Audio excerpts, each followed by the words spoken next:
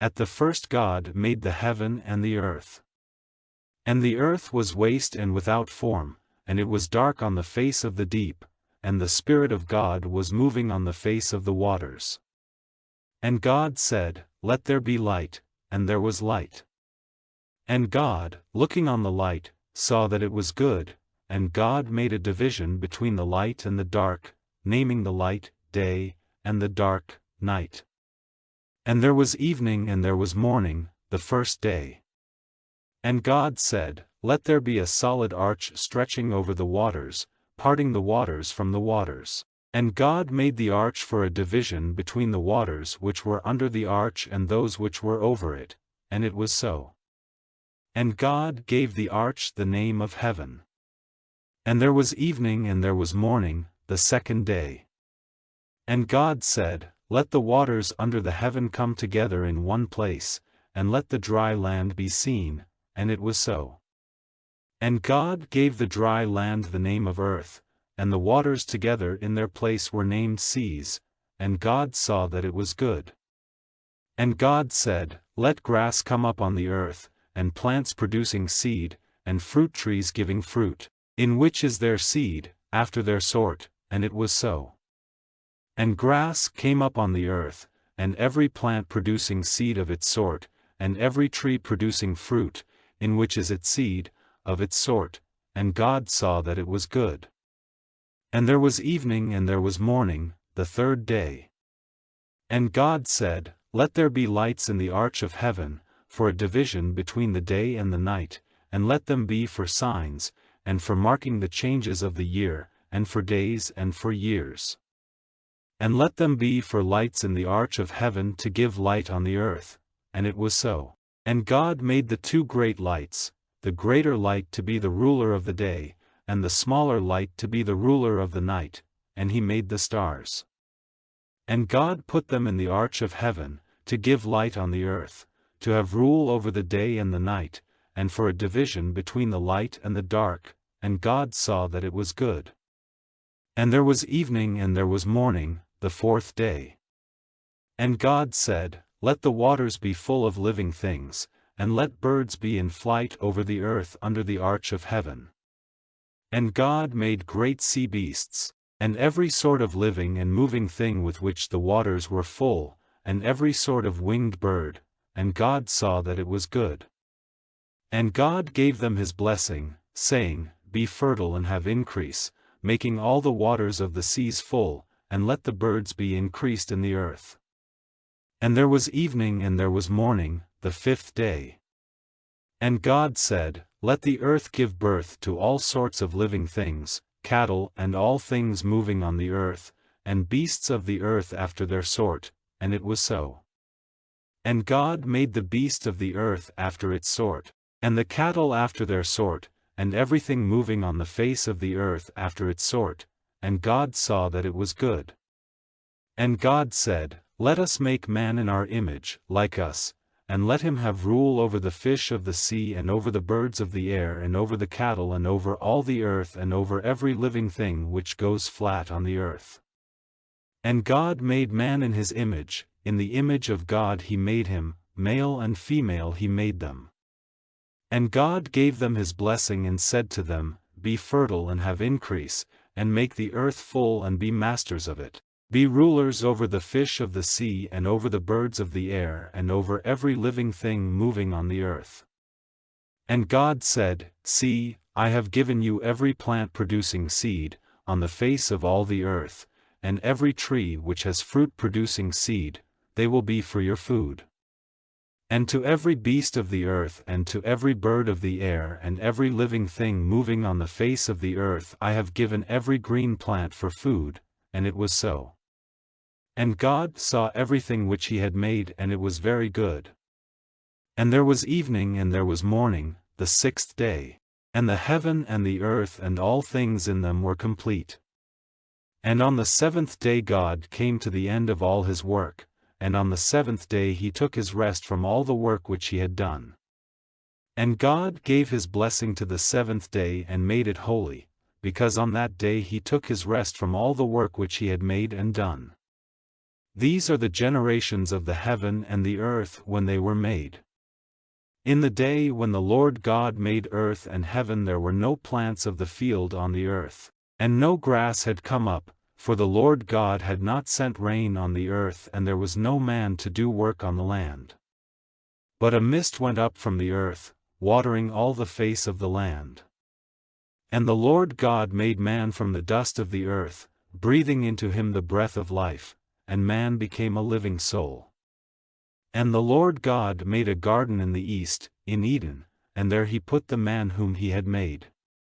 And out of the earth the Lord made every tree to come, delighting the eye and good for food, and in the middle of the garden, the tree of life and the tree of the knowledge of good and evil. And a river went out of Eden giving water to the garden, and from there it was parted and became 4 streams. The name of the first is Pishon, which goes round about all the land of Havilah where there is gold. And the gold of that land is good, there is bdellium and the onyx stone. And the name of the second river is Gihon, this river goes round all the land of Cush. And the name of the third river is Tigris, which goes to the east of Assyria. And the fourth river is Euphrates. And the Lord God took the man and put him in the Garden of Eden to do work in it and take care of it. And the Lord God gave the man orders, saying, You may freely take of the fruit of every tree of the garden. But of the fruit of the tree of the knowledge of good and evil you may not take, for on the day when you take of it, death will certainly come to you. And the Lord God said, It is not good for the man to be by himself. I will make one like himself as a help to him. And from the earth the Lord God made every beast of the field and every bird of the air, and took them to the man to see what names he would give them, and whatever name he gave to any living thing, that was its name. And the man gave names to all cattle and to the birds of the air and to every beast of the field, but Adam had no one like himself as a help. And the Lord God sent a deep sleep on the man, and took one of the bones from his side while he was sleeping, joining up the flesh again in its place. And the bone which the Lord God had taken from the man he made into a woman, and took her to the man. And the man said, This is now bone of my bone and flesh of my flesh, let her name be woman because she was taken out of man. For this cause will a man go away from his father and his mother and be joined to his wife, and they will be one flesh. And the man and his wife were without clothing, and they had no sense of shame. Now the snake was wiser than any beast of the field which the Lord God had made. And he said to the woman, Has God truly said that you may not take of the fruit of any tree in the garden? And the woman said, We may take of the fruit of the trees in the garden. But of the fruit of the tree in the middle of the garden, God has said, If you take of it or put your hands on it, death will come to you. And the snake said, Death will not certainly come to you. For God sees that on the day when you take of its fruit, your eyes will be open, and you will be as gods, having knowledge of good and evil. And when the woman saw that the tree was good for food, and a delight to the eyes, and to be desired to make one wise, she took of its fruit, and gave it to her husband. And their eyes were open and they were conscious that they had no clothing and they made themselves coats of leaves stitched together. And there came to them the sound of the Lord God walking in the garden in the evening wind, and the man and his wife went to a secret place among the trees of the garden, away from the eyes of the Lord God. And the voice of the Lord God came to the man, saying, Where are you? And he said, Hearing your voice in the garden I was full of fear, because I was without clothing, and I kept myself from your eyes. And he said, Who gave you the knowledge that you were without clothing? Have you taken of the fruit of the tree which I said you were not to take? And the man said, The woman whom you gave to be with me, she gave me the fruit of the tree and I took it. And the Lord God said to the woman, What have you done? And the woman said, I was tricked by the deceit of the snake and I took it. And the Lord God said to the snake, Because you have done this you are cursed more than all cattle and every beast of the field, you will go flat on the earth, and dust will be your food all the days of your life. And there will be war between you and the woman and between your seed and her seed, by him will your head be crushed and by you his foot will be wounded. To the woman he said, Great will be your pain in childbirth, in sorrow will your children come to birth, still your desire will be for your husband, but he will be your master.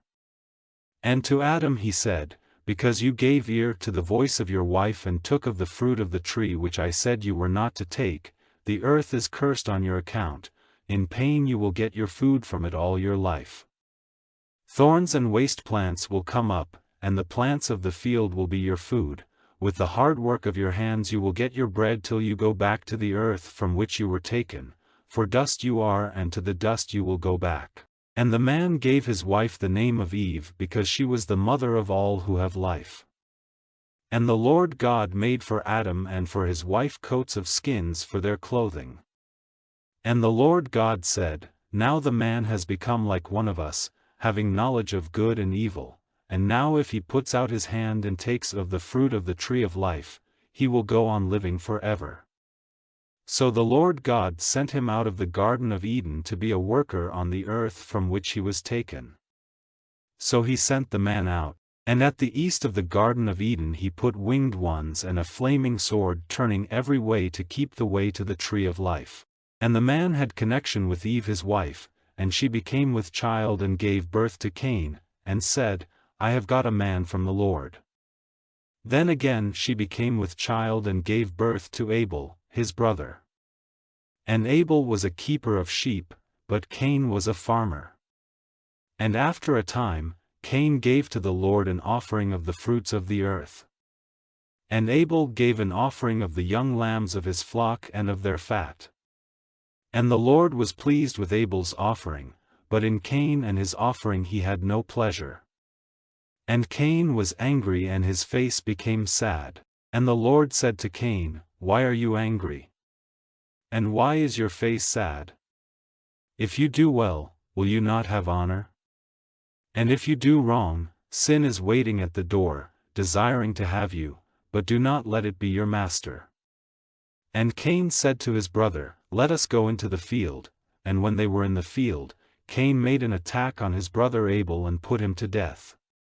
And the Lord said to Cain, Where is your brother Abel?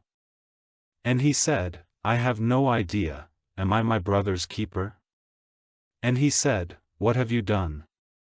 The voice of your brother's blood is crying to me from the earth. And now you are cursed from the earth, whose mouth is open to take your brother's blood from your hand. No longer will the earth give you her fruit as the reward of your work, you will be a wanderer in flight over the earth. And Cain said, My punishment is greater than my strength. You have sent me out this day from the face of the earth and from before your face, I will be a wanderer in flight over the earth, and whoever sees me will put me to death. And the Lord said, Truly, if Cain is put to death, 7 lives will be taken for his. And the Lord put a mark on Cain so that no one might put him to death. And Cain went away from before the face of the Lord, and made his living place in the land of Nod on the east of Eden. And Cain had connection with his wife and she became with child and gave birth to Enoch, and he made a town, and gave the town the name of Enoch after his son. And Enoch had a son Irad, and Irad became the father of Mehujael, and Mehujael became the father of Methuselah, and Methuselah became the father of Lamech. And Lamech had 2 wives, the name of the one was Adah, and the name of the other Zillah. And Adah gave birth to Jabal, he was the father of such as are living in tents and keep cattle. And his brother's name was Jubal, he was the father of all players on instruments of music. And Zillah gave birth to Tubal-Cain, who is the father of every maker of cutting instruments of brass and iron, and the sister of Tubal-Cain was Naamah. And Lamech said to his wives, Adah and Zillah, Give ear to my voice, you wives of Lamech, give attention to my words, for I would put a man to death for a wound, and a young man for a blow. If 7 lives are to be taken as punishment for Cain's death, 77 will be taken for Lamech's. And Adam had connection with his wife again, and she gave birth to a son to whom she gave the name of Seth, for she said, God has given me another seed in place of Abel, whom Cain put to death. And Seth had a son, and he gave him the name of Enosh. At this time men first made use of the name of the Lord in worship. This is the book of the generations of Adam. In the day when God made man, he made him in the image of God, male and female he made them, naming them man, and giving them his blessing on the day when they were made. Adam had been living for 130 years when he had a son like himself, after his image, and gave him the name of Seth. And after the birth of Seth, Adam went on living for 800 years, and had sons and daughters. And all the years of Adam's life were 930, and he came to his end. And Seth was 105 years old when he became the father of Enosh. And he went on living after the birth of Enosh for 807 years, and had sons and daughters. And all the years of Seth's life were 912, and he came to his end. And Enosh was 90 years old when he became the father of Kenan. And after the birth of Kenan, Enosh went on living for 815 years, and had sons and daughters. And all the years of Enosh were 905, and he came to his end. And Kenan was 70 years old when he became the father of Mahalalel. And after the birth of Mahalalel, Kenan went on living for 840 years, and had sons and daughters. And all the years of Kenan's life were 910, and he came to his end. And Mahalalel was 65 years old when he became the father of Jared. And after the birth of Jared, Mahalalel went on living for 830 years, and had sons and daughters. And all the years of Mahalalel's life were 895, and he came to his end. And Jared was 162 years old when he became the father of Enoch. And Jared went on living after the birth of Enoch for 800 years, and had sons and daughters. And all the years of Jared's life were 962, and he came to his end. And Enoch was 65 years old when he became the father of Methuselah. And after the birth of Methuselah, Enoch went on in God's ways for 300 years, and had sons and daughters. And all the years of Enoch's life were 365. And Enoch went on in God's ways, and he was not seen again, for God took him. And Methuselah was 187 years old when he became the father of Lamech. And after the birth of Lamech, Methuselah went on living for 782 years, and had sons and daughters. And all the years of Methuselah's life were 969, and he came to his end. And Lamech was 182 years old when he had a son.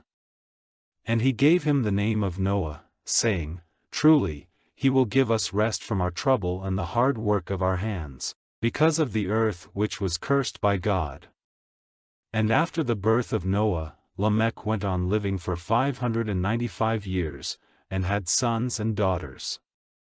And all the years of Lamech's life were 777, and he came to his end. And when Noah was 500 years old, he became the father of Shem, Ham, and Japheth. And after a time, when men were increasing on the earth, and had daughters, the sons of God saw that the daughters of men were fair, and they took wives for themselves from those who were pleasing to them. And the Lord said, My spirit will not be in man forever, for he is only flesh, so the days of his life will be 120 years. There were men of great strength and size on the earth in those days, and after that, when the sons of God had connection with the daughters of men, they gave birth to children. These were the great men of old days, the men of great name. And the Lord saw that the sin of man was great on the earth, and that all the thoughts of his heart were evil. And the Lord had sorrow because he had made man on the earth, and grief was in his heart. And the Lord said, I will take away man, whom I have made, from the face of the earth, even man and beast and that which goes on the earth and every bird of the air, for I have sorrow for having made them. But Noah had grace in the eyes of God. These are the generations of Noah. Noah was an upright man and without sin in his generation, he went in the ways of God. And Noah had 3 sons, Shem, Ham, and Japheth. And the earth was evil in God's eyes and full of violent ways. And God, looking on the earth, saw that it was evil, for the way of all flesh had become evil on the earth. And God said to Noah, The end of all flesh has come, the earth is full of their violent doings, and now I will put an end to them with the earth. Make for yourself an ark of gopher wood with rooms in it, and make it safe from the water inside and out. And this is the way you are to make it: it is to be 300 cubits long, 50 cubits wide, and 30 cubits high. You are to put a window in the ark, a cubit from the roof, and a door in the side of it, and you are to make it with a lower and second and third floors. For truly, I will send a great flow of waters over the earth, for the destruction from under the heaven of all flesh in which is the breath of life, everything on the earth will come to an end. But with you I will make an agreement, and you will come into the ark, you and your sons and your wife and your sons' wives with you.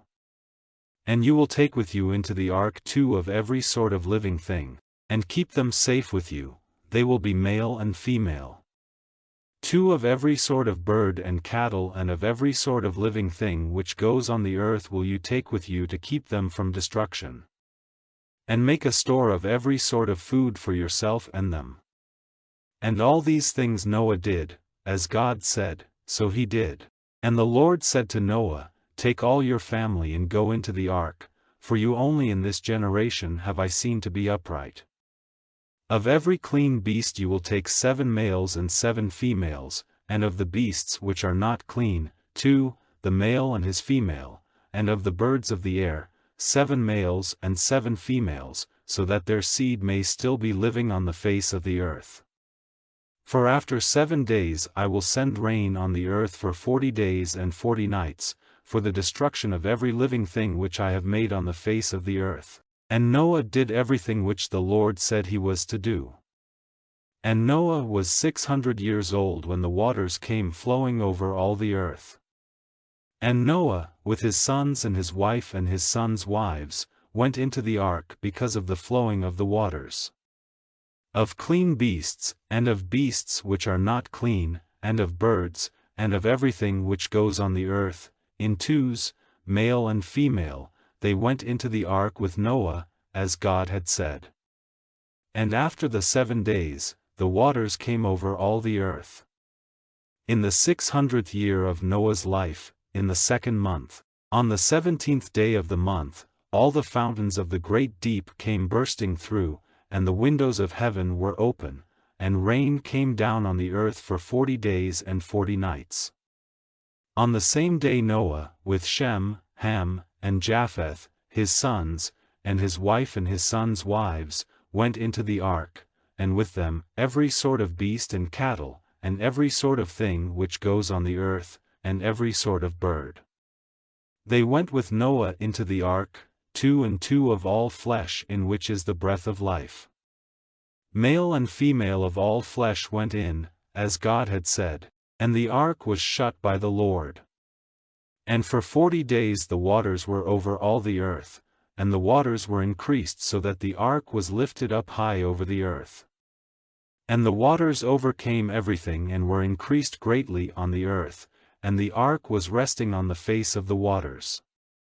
And the waters overcame everything on the earth, and all the mountains under heaven were covered. The waters went 15 cubits higher, till all the mountains were covered. And destruction came on every living thing moving on the earth, birds and cattle and beasts and everything which went on the earth, and every man. Everything on the dry land, in which was the breath of life, came to its end.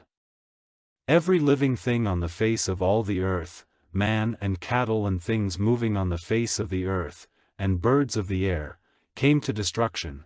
Only Noah and those who were with him in the ark, were kept from death. And the waters were over the earth 150 days. And God kept Noah in mind, and all the living things and the cattle which were with him in the ark, and God sent a wind over the earth, and the waters went down. And the fountains of the deep and the windows of heaven were shut, and the rain from heaven was stopped. And the waters went slowly back from the earth, and at the end of 150 days the waters were lower. And on the 17th day of the 7th month the ark came to rest on the mountains of Ararat.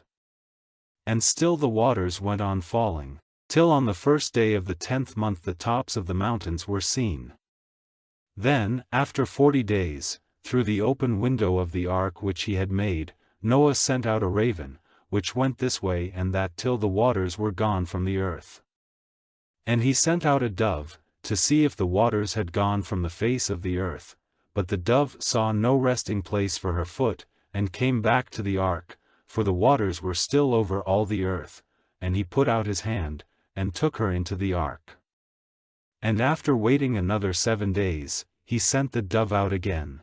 And the dove came back at evening, and in her mouth was an olive leaf broken off, so Noah was certain that the waters had gone down on the earth. And after 7 days more, he sent the dove out again, but she did not come back to him. And in the 601st year, on the 1st day of the 1st month, the waters were dry on the earth, and Noah took the cover off the ark and saw that the face of the earth was dry. And on the 27th day of the 2nd month the earth was dry. And God said to Noah, Go out of the ark, you and your wife and your sons' wives. Take out with you every living thing which is with you, birds and cattle and everything which goes on the earth, so that they may have offspring and be fertile and be increased on the earth. And Noah went out with his sons and his wife and his sons' wives, and every beast and bird and every living thing of every sort which goes on the earth, went out of the ark. And Noah made an altar to the Lord, and from every clean beast and bird he made burnt offerings on the altar. And when the sweet smell came up to the Lord, he said in his heart, I will not again put a curse on the earth because of man, for the thoughts of man's heart are evil from his earliest days. Never again will I send destruction on all living things as I have done. While the earth goes on, seed time and the getting in of the grain, cold and heat, summer and winter, day and night, will not come to an end. And God gave his blessing to Noah and his sons, and said, Be fertile, and have increase, and make the earth full. And the fear of you will be strong in every beast of the earth and every bird of the air, everything which goes on the land, and all the fishes of the sea, are given into your hands. Every living and moving thing will be food for you. I give them all to you as before I gave you all green things. But flesh with the lifeblood in it you may not take for food.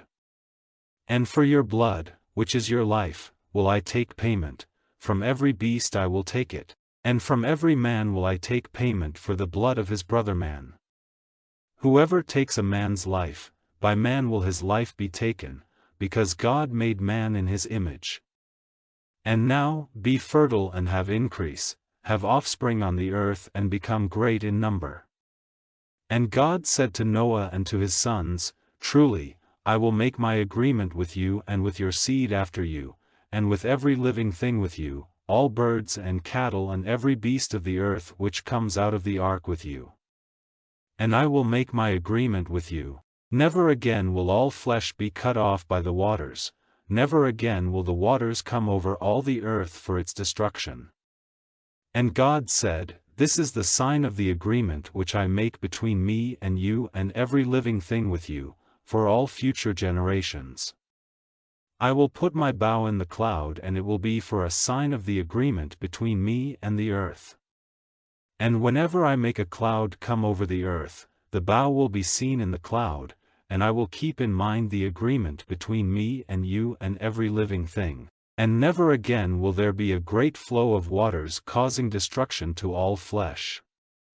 And the bow will be in the cloud, and looking on it, I will keep in mind the eternal agreement between God and every living thing on the earth.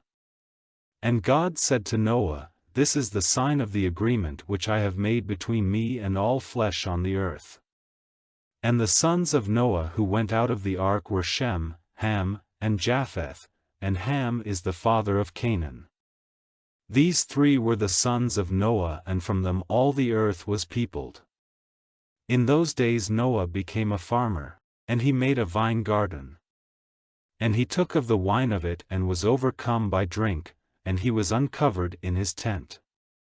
And Ham, the father of Canaan, saw his father unclothed, and gave news of it to his two brothers outside. And Shem and Japheth took a robe, and putting it on their backs went in with their faces turned away, and put it over their father so that they might not see him unclothed. And, awaking from his wine, Noah saw what his youngest son had done to him, and he said, "Cursed be Canaan, let him be a servant of servants to his brothers." And he said, "Praise to the Lord, the God of Shem, let Canaan be his servant. May God make Japheth great, and let his living place be in the tents of Shem, and let Canaan be his servant." And Noah went on living 350 years after the great flow of waters. All the years of his life were 950, and he came to his end. Now these are the generations of the sons of Noah, Shem, Ham, and Japheth. These are the sons which they had after the great flow of waters. The sons of Japheth, Gomer and Magog and Madai and Javan and Tubal and Meshech and Tiras. And the sons of Gomer, Ashkenaz and Riphath and Togarmah. And the sons of Javan, Elisha and Tarshish, the Kittim and the Dodanim. From these came the nations of the sea lands, with their different families and languages. And the sons of Ham, Cush and Mizraim and Put and Canaan. And the sons of Cush, Seba and Havilah and Sabta and Rama and Sabtika, and the sons of Rama, Sheba and Dedan. And Cush was the father of Nimrod, who was the first of the great men of the earth. He was a very great bowman, so that there is a saying, like Nimrod, a very great bowman. And at the first, his kingdom was Babel and Erech and Akkad and Calneh, in the land of Shinar. From that land he went out into Assyria, building Nineveh with its wide streets and Calah, and Rezin between Nineveh and Calah, which is a very great town. And Mizraim was the father of the Ludim and Anamim and Lehabim and Naphtuhim, and Pathrusim and Casluim and Caphtorim, from whom came the Philistines. And Canaan was the father of Zidon, who was his oldest son, and Hate, and the Jebusite and the Amorite and the Girgashite, and the Hivite and the Archite and the Sinite, and the Arvadite and the Zemarite and the Hamathite. After that the families of the Canaanites went far and wide in all directions, their country stretching from Zidon to Gaza, in the direction of Gerar, and to Lasha, in the direction of Sodom and Gomorrah and Admah and Zeboim. All these, with their different families, languages, lands, and nations, are the offspring of Ham. And Shem, the older brother of Japheth, the father of the children of Eber, had other sons in addition. These are the sons of Shem, Elam and Ashur and Arpachshad and Lud and Aram. And the sons of Aram, Uzi and Hul and Gether and Mash. And Arpachshad became the father of Shelah, and Shelah became the father of Eber. And Eber had two sons, the name of the one was Peleg, because in his time the peoples of the earth became separate, and his brother's name was Joktan. And Joktan was the father of Almadad and Shalef and Hazarmaveth and Jerah. And Hadaram and Uzal and Diklah, and Obal and Abimael and Sheba. And Ophir and Havilah and Jobab, all these were the sons of Joktan. And their country was from Mesha, in the direction of Sephar, the mountain of the east. These, with their families and their languages and their lands and their nations, are the offspring of Shem. These are the families of the sons of Noah, in the order of their generations and their nations. From these came all the nations of the earth after the great flow of waters. And all the earth had one language and one tongue. And it came about that in their wandering from the east, they came to a stretch of flat country in the land of Shinar, and there they made their living place. And they said one to another, Come, let us make bricks, burning them well. And they had bricks for stone, putting them together with sticky earth. And they said, Come, let us make a town, and a tower whose top will go up as high as heaven, and let us make a great name for ourselves, so that we may not be wanderers over the face of the earth. And the Lord came down to see the town and the tower which the children of men were building. And the Lord said, See, they are all one people and have all one language, and this is only the start of what they may do, and now it will not be possible to keep them from any purpose of theirs. Come, let us go down and take away the sense of their language, so that they will not be able to make themselves clear to one another. So the Lord God sent them away into every part of the earth, and they gave up building their town. So it was named Babel, because there the Lord took away the sense of all languages, and from there the Lord sent them away over all the face of the earth. These are the generations of Shem. Shem was 100 years old when he became the father of Arpachshad, 2 years after the great flow of waters, and after the birth of Arpachshad, Shem went on living for 500 years, and had sons and daughters. And Arpachshad was 35 years old when he became the father of Shelah. And after the birth of Shelah, Arpachshad went on living for 403 years, and had sons and daughters. And Shelah was 30 years old when he became the father of Eber. And after the birth of Eber, Shelah went on living for 403 years, and had sons and daughters. And Eber was 34 years old when he became the father of Peleg. And after the birth of Peleg, Eber went on living for 430 years, and had sons and daughters. And Peleg was 30 years old when he became the father of Reu. And after the birth of Reu, Peleg went on living for 209 years, and had sons and daughters. And Reu was 32 years old when he became the father of Serug. And after the birth of Serug, Reu went on living for 207 years, and had sons and daughters. And Serug was 30 years old when he became the father of Nahor. And after the birth of Nahor, Serug went on living for 200 years, and had sons and daughters. And Nahor was 29 years old when he became the father of Terah. And after the birth of Terah, Nahor went on living for 119 years, and had sons and daughters. And Terah was 70 years old when he became the father of Abram, Nahor, and Haran.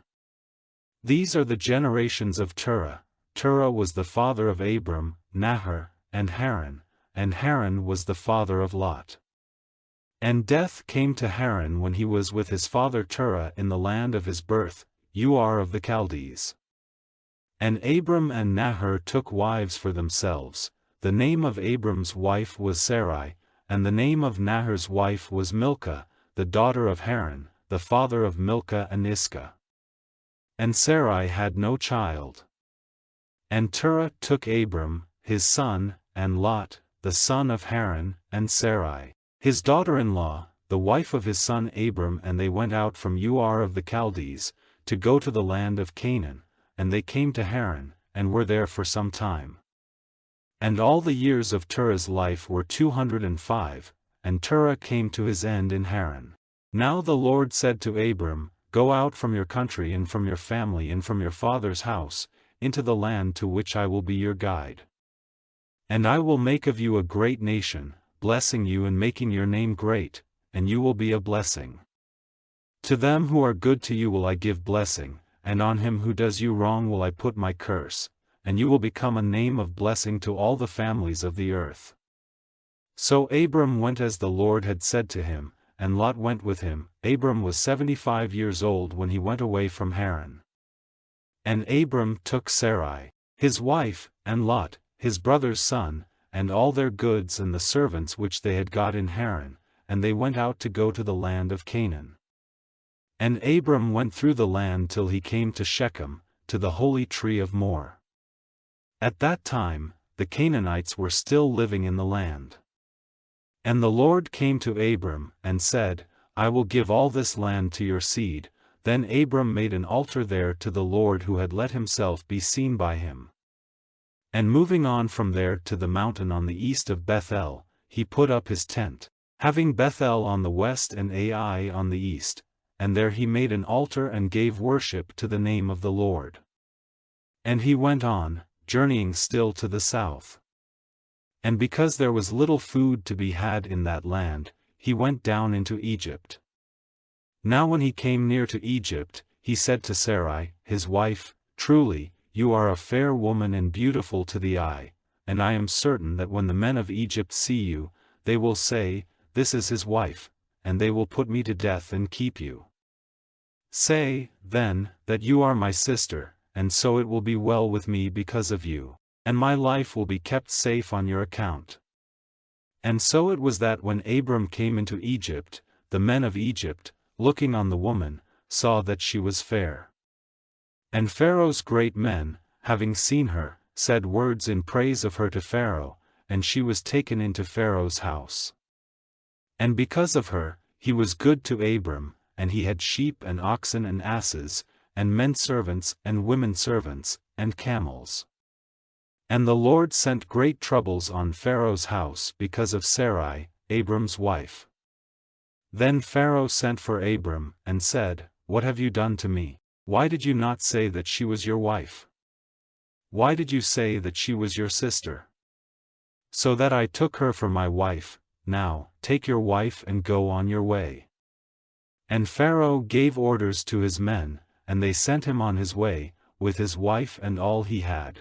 And Abram went up out of Egypt with his wife and all he had, and Lot with him, and they came in to the south.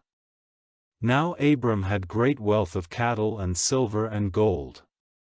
And traveling on from the south, he came to Bethel, to the place where his tent had been before, between Bethel and Ai, to the place where he had made his first altar, and there Abram gave worship to the name of the Lord. And Lot, who went with him, had flocks and herds and tents, so that the land was not wide enough for the two of them. Their property was so great that there was not room for them together. And there was an argument between the keepers of Abram's cattle and the keepers of Lot's cattle. At that time the Canaanites and Perizzites were still living in the land. Then Abram said to Lot, Let there be no argument between me and you, and between my herdmen and your herdmen, for we are brothers. Is not all the land before you? Then let us go our separate ways. If you go to the left, I will go to the right, or if you take the right, I will go to the left. And Lot, lifting up his eyes and looking in the valley of Jordan, saw that it was well watered everywhere. Before the Lord had sent destruction on Sodom and Gomorrah, it was like the garden of the Lord, like the land of Egypt, on the way to Zoar. So Lot took for himself all the valley of Jordan, and went to the east, and they were parted from one another. Abram went on living in the land of Canaan, and Lot went to the lowland towns, moving his tent as far as Sodom. Now the men of Sodom were evil, and great sinners before the Lord. And the Lord had said to Abram, after Lot was parted from him, From this place where you are take a look to the north and to the south, to the east and to the west. For all the land which you see I will give to you and to your seed forever. And I will make your children like the dust of the earth, so that if the dust of the earth may be numbered, then will your children be numbered. Come, go through all the land from one end to the other, for I will give it to you. And Abram, moving his tent, came and made his living place by the holy tree of Mamre, which is in Hebron, and made an altar there to the Lord. Now in the days of Amraphel, king of Shinar, Arioch, king of Elasa, Kedorlaomer, king of Elam, and Tidal, king of Goyim, they made war with Bera, king of Sodom, and with Bersha, king of Gomorrah, Shernab, king of Admah, and Shemeber, king of Zeboim, and the king of Bela, which is Zor. All these came together in the valley of Siddim, which is the Salt Sea. For 12 years they were under the rule of Kedorlaomer, but in the 13th year they put off his control. And in the 14th year, Kedorlaomer and the kings who were on his side, overcame the Rephaim in Ashtaroth Karnaim, and the Zuzim in Ham, and the Emim in Shave Kiriathaim, and the Horites in their mountain Seir, driving them as far as El Paran, which is near the waste land. Then they came back to En-Mishpat, which is Kadesh, making waste all the country of the Amalekites and of the Amorites living in Hazazon Tamar. And the king of Sodom with the king of Gomorrah and the king of Admah and the king of Zeboim and the king of Bela, that is Zor, went out, and put their forces in position in the valley of Siddim, against Kedorlaomer, king of Elam, and Tidal, king of Goyim, and Amraphel, king of Shinar, and Arioch, king of Elasa, 4 kings against the 5. Now the valley of Siddim was full of holes of sticky earth, and the kings of Sodom and Gomorrah were put to flight and came to their end there, but the rest got away to the mountain. And the 4 kings took all the goods and food from Sodom and Gomorrah and went on their way. And in addition they took Lot, Abram's brother's son, who was living in Sodom, and all his goods. And one who had got away from the fight came and gave word of it to Abram the Hebrew, who was living by the holy tree of Mamre, the Amorite, the brother of Eshcol and Aner, who were friends of Abram. And Abram, hearing that his brother's son had been made a prisoner, took a band of his trained men, 318 of them, sons of his house, and went after them as far as Dan. And separating his forces by night, he overcame them, putting them to flight and going after them as far as Hobah, which is on the north side of Damascus. And he got back all the goods, and Lot, his brother's son, with his goods and the women and the people. And when he was coming back after putting to flight Kedorlaomer and the other kings, he had a meeting with the king of Sodom in the valley of Shave, that is, the king's valley. And Melchizedek, king of Salem, the priest of the Most High God, took bread and wine, and blessing him, said, May the blessing of the Most High God, maker of heaven and earth, be on Abram. And let the Most High God be praised, who has given into your hands those who were against you. Then Abram gave him 1/10 of all the goods he had taken. And the king of Sodom said to Abram, Give me the prisoners and take the goods for yourself. But Abram said to the king of Sodom, I have taken an oath to the Lord, the Most High God, maker of heaven and earth, that I will not take so much as a thread or the cord of a shoe of yours, so that you may not say, I have given wealth to Abram. Give me nothing but the food which the fighting men who went with me have had, but let Aner and Eshcol and Mamre have their part of the goods. After these things, the word of the Lord came to Abram in a vision, saying, Have no fear, Abram, I will keep you safe, and great will be your reward. And Abram said, What will you give me?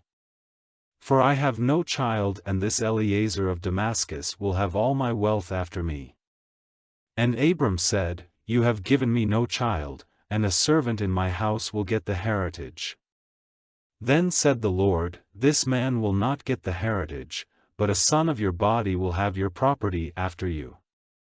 And he took him out into the open air, and said to him, Let your eyes be lifted to heaven, and see if the stars may be numbered, even so will your seed be. And he had faith in the Lord, and it was put to his account as righteousness. And he said to him, I am the Lord, who took you from Ur of the Chaldees, to give you this land for your heritage. And he said, O Lord God, how may I be certain that it will be mine? And he said, Take a young cow of 3 years old, and a she-goat of 3 years old, and a sheep of 3 years old, and a dove and a young pigeon. All these he took, cutting them in two and putting one half opposite the other, but not cutting the birds in two. And evil birds came down on the bodies, but Abram sent them away. Now when the sun was going down, a deep sleep came on Abram, and a dark cloud of fear. And he said to Abram, Truly, your seed will be living in a land which is not theirs, as servants to a people who will be cruel to them for 400 years, but I will be the judge of that nation whose servants they are, and they will come out from among them with great wealth. As for you, you will go to your fathers in peace. At the end of a long life you will be put in your last resting place. And in the 4th generation they will come back here, for at present the sin of the Amorite is not full. Then when the sun went down and it was dark, he saw a smoking fire and a flaming light which went between the parts of the bodies. In that day the Lord made an agreement with Abram, and said, To your seed have I given this land from the river of Egypt to the great river, the river Euphrates. The Kenite, the Kenizzite, and the Cadmonite, and the Hittite, and the Perizzite, and the Rephaim, and the Amorite, and the Canaanite, and the Girgashite, and the Jebusite. Now Sarai, Abram's wife, had given him no children, and she had a servant, a woman of Egypt whose name was Hagar. And Sarai said to Abram, See, the Lord has not let me have children, go into my servant, for I may get a family through her. And Abram did as Sarai said. So after Abram had been living for 10 years in the land of Canaan, Sarai took Hagar, her Egyptian servant, and gave her to Abram for his wife. And he went in to Hagar and she became with child, and when she saw that she was with child, she no longer had any respect for her master's wife. And Sarai said to Abram, May my wrong be on you, I gave you my servant for your wife, and when she saw that she was with child, she no longer had any respect for me, may the Lord be judge between you and me. And Abram said, The woman is in your power, do with her whatever seems good to you. And Sarai was cruel to her, so that she went running away from her. And an angel of the Lord came to her by a fountain of water in the waste land, by the fountain on the way to Shur. And he said, Hagar, Sarai's servant, where have you come from and where are you going? And she said, I am running away from Sarai, my master's wife. And the angel said to her, Go back, and put yourself under her authority. And the angel of the Lord said, Your seed will be greatly increased so that it may not be numbered. And the angel of the Lord said, See, you are with child and will give birth to a son, to whom you will give the name Ishmael, because the ears of the Lord were open to your sorrow. And he will be like a mountain ass among men, his hand will be against every man and every man's hand against him, and he will keep his place against all his brothers. And to the Lord who was talking with her she gave this name, You are a God who is seen, for she said, Have I not even here in the waste land had a vision of God and am still living? So that fountain was named, Fountain of Life and Vision, it is between Kadesh and Bered. And Hagar gave birth to a child, the son of Abram, to whom Abram gave the name of Ishmael. Abram was 86 years old when Hagar gave birth to Ishmael. When Abram was 99 years old, the Lord came to him, and said, I am God, ruler of all, go in my ways and be upright in all things, and I will make an agreement between you and me, and your offspring will be greatly increased. And Abram went down on his face on the earth, and the Lord God went on talking with him, and said, As for me, my agreement is made with you, and you will be the father of nations without end. No longer will your name be Abram, but Abraham, for I have made you the father of a number of nations. I will make you very fertile, so that nations will come from you and kings will be your offspring. And I will make between me and you and your seed after you through all generations, an eternal agreement to be a God to you and to your seed after you. And to you and to your seed after you, I will give the land in which you are living, all the land of Canaan for an eternal heritage, and I will be their God. And God said to Abraham, On your side, you are to keep the agreement, you and your seed after you through all generations. And this is the agreement which you are to keep with me, you and your seed after you, every male among you is to undergo circumcision. In the flesh of your private parts you are to undergo it, as a mark of the agreement between me and you. Every male among you, from one generation to another, is to undergo circumcision when he is 8 days old, with every servant whose birth takes place in your house, or for whom you gave money to someone of another country, and not of your seed. He who comes to birth in your house and he who is made yours for a price, all are to undergo circumcision, so that my agreement may be marked in your flesh, an agreement for all time. And any male who does not undergo circumcision will be cut off from his people, my agreement has been broken by him. And God said, As for Sarai, your wife, from now her name will be not Sarai, but Sarah. And I will give her a blessing so that you will have a son by her, truly my blessing will be on her, and she will be the mother of nations, kings of peoples will be her offspring. Then Abraham went down on his face, and laughing, said in his heart, May a man 100 years old have a child? Will Sarah, at 90 years old, give birth? And Abraham said to God, If only Ishmael's life might be your care.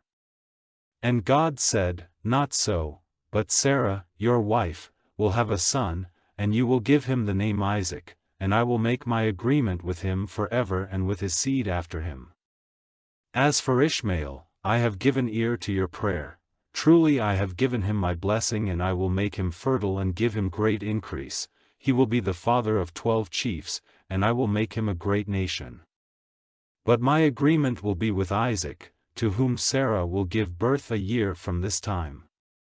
And having said these words, God went up from Abraham. And Abraham took Ishmael, his son, and all whose birth had taken place in his house, and all his servants whom he had made his for a price, every male of his house, and on that very day he gave them circumcision in the flesh of their private parts as God had said to him.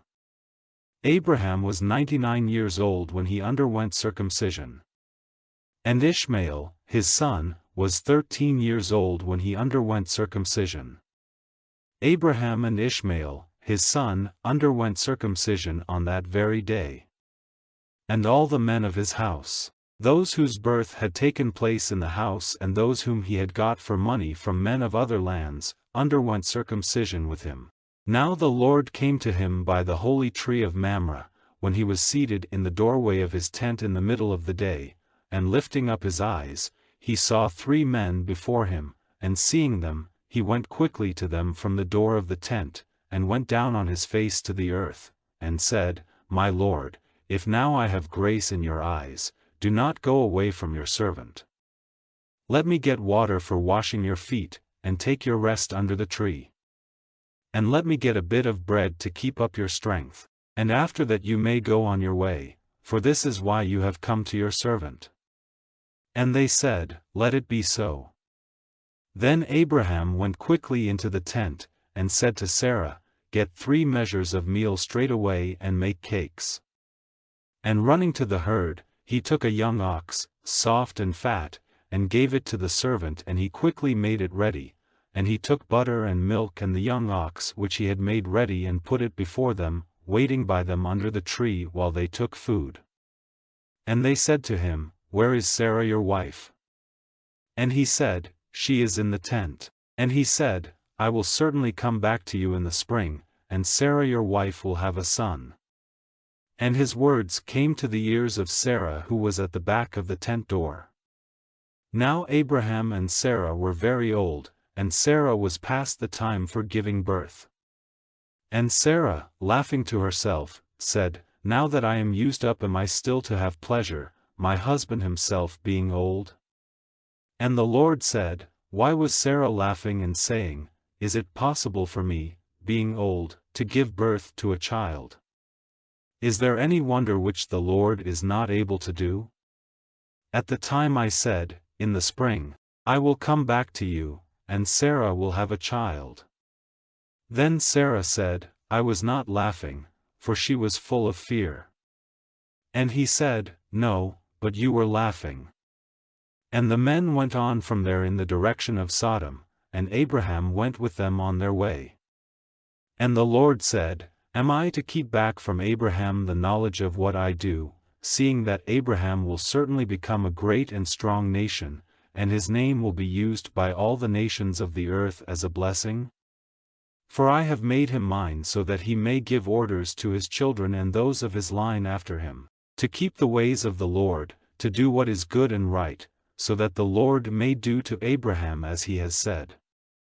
And the Lord said, because the outcry against Sodom and Gomorrah is very great, and their sin is very evil, I will go down now, and see if their acts are as bad as they seem from the outcry which has come to me, and if they are not, I will see. And the men, turning from that place, went on to Sodom, but Abraham was still waiting before the Lord. And Abraham came near, and said, Will you let destruction come on the upright with the sinners? If by chance there are 50 upright men in the town, will you give the place to destruction and not have mercy on it because of the 50 upright men?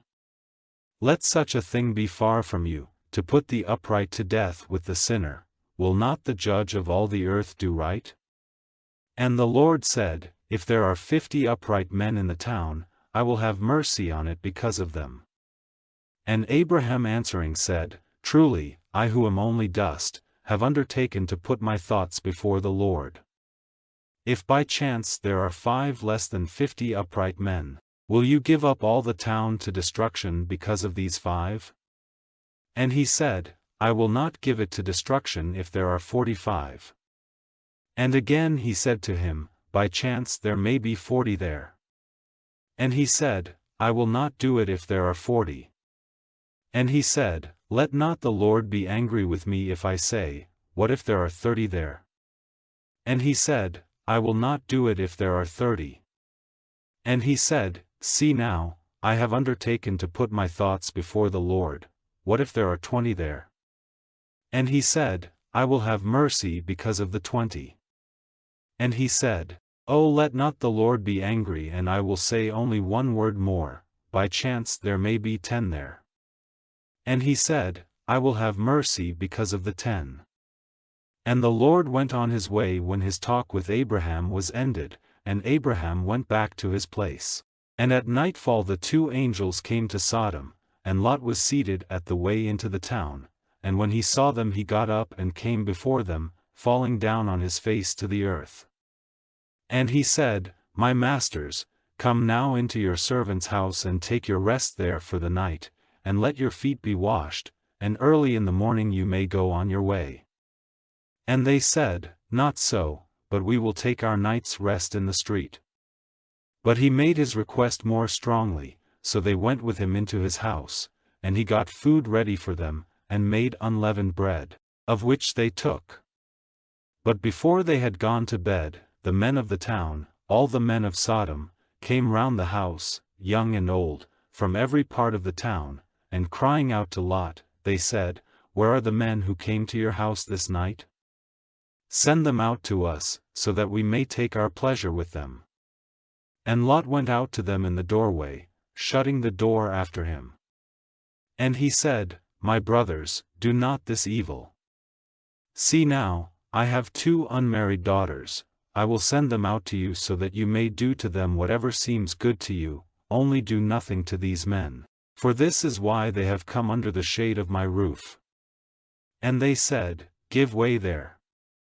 This one man, they said, came here from a strange country, and will he now be our judge? Now we will do worse to you than to them. And pushing violently against Lot, they came near to get the door broken in. But the men put out their hands and took Lot into the house to them, shutting the door again. But the men who were outside the door they made blind, all of them, small and great, so that they were tired out with looking for the door. Then the men said to Lot, Are there any others of your family here? Sons-in-law or sons or daughters, take them all out of this place, for we are about to send destruction on this place, because a great outcry against them has come to the ears of the Lord, and the Lord has sent us to put an end to the town. And Lot went out and said to his sons-in-law, who were married to his daughters, Come, let us go out of this place, for the Lord is about to send destruction on the town. But his sons-in-law did not take him seriously. And when morning came, the angels did all in their power to make Lot go, saying, Get up quickly and take your wife and your 2 daughters who are here, and go, for fear that you come to destruction in the punishment of the town. But while he was waiting, the men took him and his wife and his daughters by the hand, for the Lord had mercy on them, and put them outside the town. And when they had put them out, he said, "Go for your life, without looking back or waiting in the lowland, go quickly to the mountain or you will come to destruction." And Lot said to them, "Not so, O my Lord, see now, your servant has had grace in your eyes and great is your mercy in keeping my life from destruction, but I am not able to get as far as the mountain before evil overtakes me in death. This town, now, is near, and it is a little one, oh, let me go there, is it not a little one, so that my life may be safe?" And he said, "See, I have given you your request in this one thing more, I will not send destruction on this town. Go there quickly, for I am not able to do anything till you have come there." For this reason, the town was named Zor. The sun was up when Lot came to Zor. Then the Lord sent fire and flaming smoke raining down from heaven on Sodom and Gomorrah. And he sent destruction on those towns, with all the lowland and all the people of those towns and every green thing in the land. But Lot's wife, looking back, became a pillar of salt. And Abraham got up early in the morning and went to the place where he had been talking with the Lord. And looking in the direction of Sodom and Gomorrah and the lowland, he saw the smoke of the land going up like the smoke of an oven. So it came about that when God sent destruction on the towns of the lowland, he kept his word to Abraham, and sent Lot safely away when he put an end to the towns where he was living. Then Lot went up out of Zor to the mountain, and was living there with his 2 daughters, for fear kept him from living in Zor, and he and his daughters made their living place in a hole in the rock. And the older daughter said to her sister, "Our father is old, and there is no man to be a husband to us in the natural way. Come, let us give our father much wine, and we will go into his bed, so that we may have offspring by our father." And that night they made their father take much wine, and the older daughter went into his bed, and he had no knowledge of when she went in or when she went away. And on the day after, the older daughter said to the younger, "Last night I was with my father, let us make him take much wine this night again, and do you go to him, so that we may have offspring by our father." And that night again they made their father take much wine, and the younger daughter went into his bed, and he had no knowledge of when she went in or when she went away. And so the 2 daughters of Lot were with child by their father. And the older daughter had a son, and she gave him the name Moab, he is the father of the Moabites to this day. And the younger had a son and gave him the name Ben-Ammi, from him come the children of Ammon to this day. And Abraham went on his way from there to the land of the south, and was living between Kadesh and Shur, in Gerar. And Abraham said of Sarah, his wife, "She is my sister," and Abimelech, king of Gerar, sent and took Sarah. But God came to Abimelech in a dream in the night, and said to him, "Truly you are a dead man because of the woman whom you have taken, for she is a man's wife." Now Abimelech had not come near her, and he said, "Lord, will you put to death an upright nation? Did he not say to me himself, She is my sister? And she herself said, He is my brother, with an upright heart and clean hands have I done this." And God said to him in the dream, "I see that you have done this with an upright heart, and I have kept you from sinning against me, for this reason I did not let you come near her. So now, give the man back his wife, for he is a prophet, and let him say a prayer for you, so your life may be safe, but if you do not give her back, be certain that death will come to you and all your house." So Abimelech got up early in the morning and sent for all his servants and gave them word of these things, and they were full of fear. Then Abimelech sent for Abraham, and said, "What have you done to us? What wrong have I done you that you have put on me and on my kingdom so great a sin? You have done to me things which are not to be done." And Abimelech said to Abraham, "Why did you do this thing?" And Abraham said, "Because it seemed to me that there was no fear of God in this place, and that they might put me to death because of my wife." And, in fact, she is my sister, the daughter of my father, but not the daughter of my mother, and she became my wife. And when God sent me wandering from my father's house, I said to her, Let this be the sign of your love for me, wherever we go, say of me, he is my brother. Then Abimelech gave to Abraham sheep and oxen and men servants and women servants, and gave him back his wife Sarah. And Abimelech said, See, all my land is before you, take whatever place seems good to you. And he said to Sarah, See, I have given to your brother 1,000 bits of silver so that your wrong may be put right, now your honor is clear in the eyes of all. Then Abraham made prayer to God, and God made Abimelech well again, and his wife and his women servants, so that they had children. For the Lord had kept all the women of the house of Abimelech from having children, because of Sarah, Abraham's wife. And the Lord came to Sarah as he had said and did to her as he had undertaken. And Sarah became with child, and gave Abraham a son when he was old, at the time named by God. And Abraham gave to his son, to whom Sarah had given birth, the name Isaac. And when his son Isaac was 8 days old, Abraham made him undergo circumcision, as God had said to him. Now Abraham was 100 years old when the birth of Isaac took place. And Sarah said, God has given me cause for laughing, and everyone who has news of it will be laughing with me. And she said, Who would have said to Abraham that Sarah would have a child at her breast? For see, I have given him a son now when he is old. And when the child was old enough to be taken from the breast, Abraham made a great feast. And Sarah saw the son of Hagar the Egyptian playing with Isaac. So she said to Abraham, Send away that woman and her son, for the son of that woman is not to have a part in the heritage with my son Isaac. And this was a great grief to Abraham because of his son. But God said, Let it not be a grief to you because of the boy and Hagar his mother. Give ear to whatever Sarah says to you, because it is from Isaac that your seed will take its name. And I will make a nation of the son of your servant woman, because he is your seed.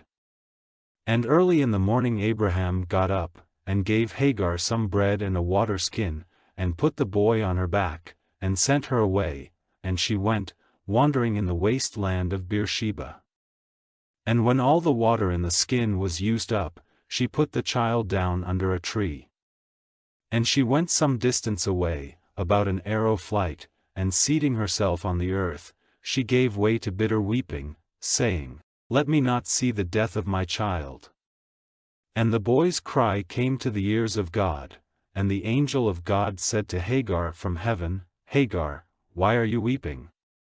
Have no fear, for the child's cry has come to the ears of God. Come, take your child in your arms, for I will make of him a great nation.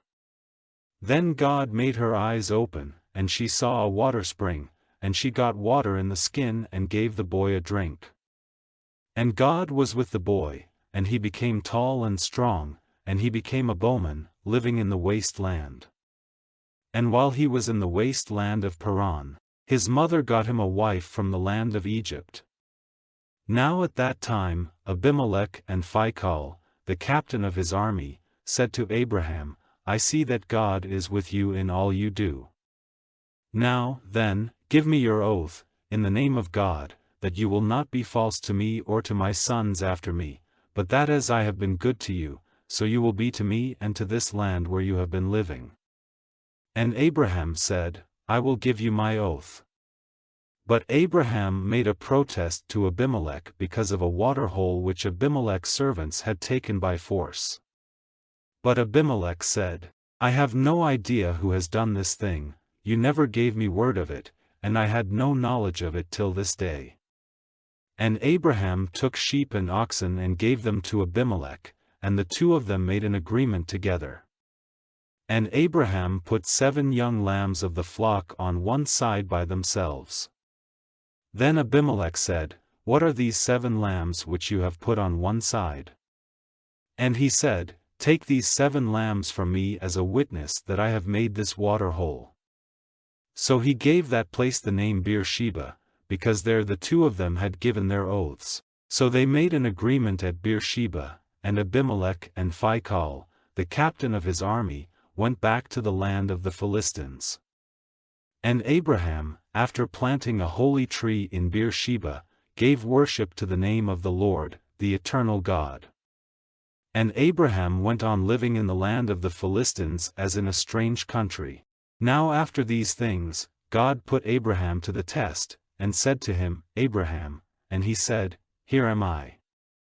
And he said to him, "Take your son, your dearly loved only son Isaac, and go to the land of Moriah and give him as a burnt offering on one of the mountains of which I will give you knowledge." And Abraham got up early in the morning, and made ready his ass, and took with him 2 of his young men and Isaac, his son, and after the wood for the burnt offering had been cut, he went on his way to the place of which God had given him word. And on the 3rd day, Abraham, lifting up his eyes, saw the place a long way off. Then he said to his young men, "Keep here with the ass, and I and the boy will go on and give worship and come back again to you." And Abraham put the wood for the burnt offering on his son's back, and he himself took the fire and the knife in his hand, and the 2 of them went on together. Then Isaac said to Abraham, "My father," and he said, "Here am I, my son." And he said, "We have wood and fire here, but where is the lamb for the burnt offering?" And Abraham said, "God himself will give the lamb for the burnt offering." So they went on together. And they came to the place of which God had given him knowledge, and there Abraham made the altar and put the wood in place on it, and having made tight the bands round Isaac his son, he put him on the wood on the altar. And stretching out his hand, Abraham took the knife to put his son to death. But the voice of the angel of the Lord came from heaven, saying, "Abraham, Abraham," and he said, "Here am I." And he said, "Let not your hand be stretched out against the boy to do anything to him. For now I am certain that the fear of God is in your heart, because you have not kept back your son, your only son, from me." And lifting up his eyes, Abraham saw a sheep fixed by its horns in the brushwood, and Abraham took the sheep and made a burnt offering of it in place of his son. And Abraham gave that place the name Yahweh-Yireh, as it is said to this day, "In the mountain the Lord is seen." And the voice of the angel of the Lord came to Abraham a second time from heaven, saying, "I have taken an oath by my name, says the Lord, because you have done this and have not kept back from me your dearly loved only son, that I will certainly give you my blessing, and your seed will be increased like the stars of heaven and the sand by the seaside. Your seed will take the land of those who are against them, and your seed will be a blessing to all the nations of the earth, because you have done what I gave you orders to do." Then Abraham went back to his young men and they went together to Beersheba, the place where Abraham was living. After these things, Abraham had news that Milcah, the wife of his brother Nahor, had given birth to children, Uzi the oldest, and Buz his brother, and Kemuel, the father of Aram, and Chesed and Hazo and Pildash and Jidlaph and Bethuel. Bethuel was the father of Rebekah. These 8 were the children of Milcah and Nahor, Abraham's brother. And his servant Reumah gave birth to Tebah and Gaham and Tahash and Maachah. Now the years of Sarah's life were 127. And Sarah's death took place in Kiriath-arba, that is, Hebron, in the land of Canaan, and Abraham went into his house, weeping and sorrowing for Sarah. And Abraham came from his dead and said to the children of Het, "I am living among you as one from a strange country, give me some land here as my property, so that I may put my dead to rest." And in answer the children of Het said to Abraham, "My lord, truly you are a great chief among us, take the best of our resting places for your dead. Not one of us will keep back from you a place where you may put your dead to rest." And Abraham got up and gave honor to the children of Het, the people of that land. And he said to them, "If you will let me put my dead to rest here, make a request for me to Ephron, the son of Zohar, that he will give me the hollow in the rock named Machpelah, which is his property at the end of his field. Let him give it to me for its full price as a resting place for my dead among you." Now Ephron was seated among the children of Het, and Ephron the Hittite gave Abraham his answer in the hearing of the children of Het, and of all those who came into his town, saying, "No, my lord, I will give you the field with the hollow in the rock. Before all the children of my people will I give it to you for a resting place for your dead." And Abraham went down on his face before the people of the land. And Abraham said to Ephron, in the hearing of the people of the land, "If only you will give ear to me, I will give you the price of the field. Take it, and let me put my dead to rest there." So Ephron said to Abraham, "My lord, give ear to me. The value of the land is 400 shekels. What is that between me and you? So put your dead to rest there." And Abraham took note of the price fixed by Ephron in the hearing of the children of Het, and gave him 400 shekels in current money. So Ephron's field at Machpelah near Mamre, with the hollow in the rock and all the trees in the field and round it, became the property of Abraham before the eyes of the children of Het and of all who came into the town. Then Abraham put Sarah his wife to rest in the hollow rock in the field of Machpelah near Mamre, that is, Hebron in the land of Canaan. And the field and the hollow rock were handed over to Abraham as his property by the children of Het. Now Abraham was old and far on in years, and the Lord had given him everything in full measure. And Abraham said to his chief servant, the manager of all his property, "Come now, put your hand under my leg.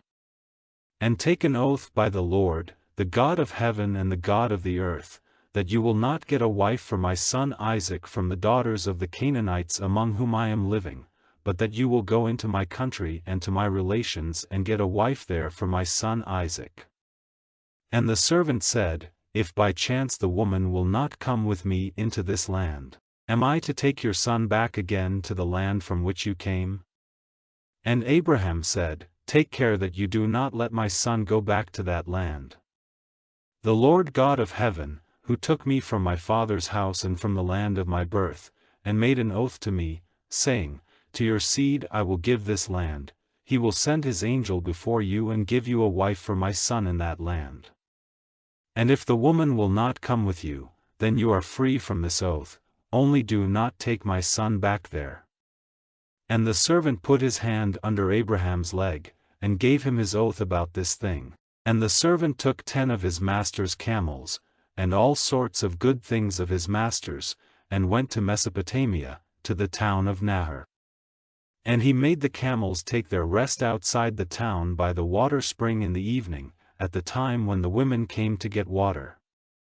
And he said, "O Lord, the God of my master Abraham, let me do well in what I have undertaken this day, and give your mercy to my master Abraham. See, I am waiting here by the water spring, and the daughters of the town are coming out to get water. Now, may the girl to whom I say, 'Let down your vessel and give me a drink,' and who says in answer, 'Here is a drink for you and let me give water to your camels,' may she be the one marked out by you for your servant Isaac, so may I be certain that you have been good to my master Abraham."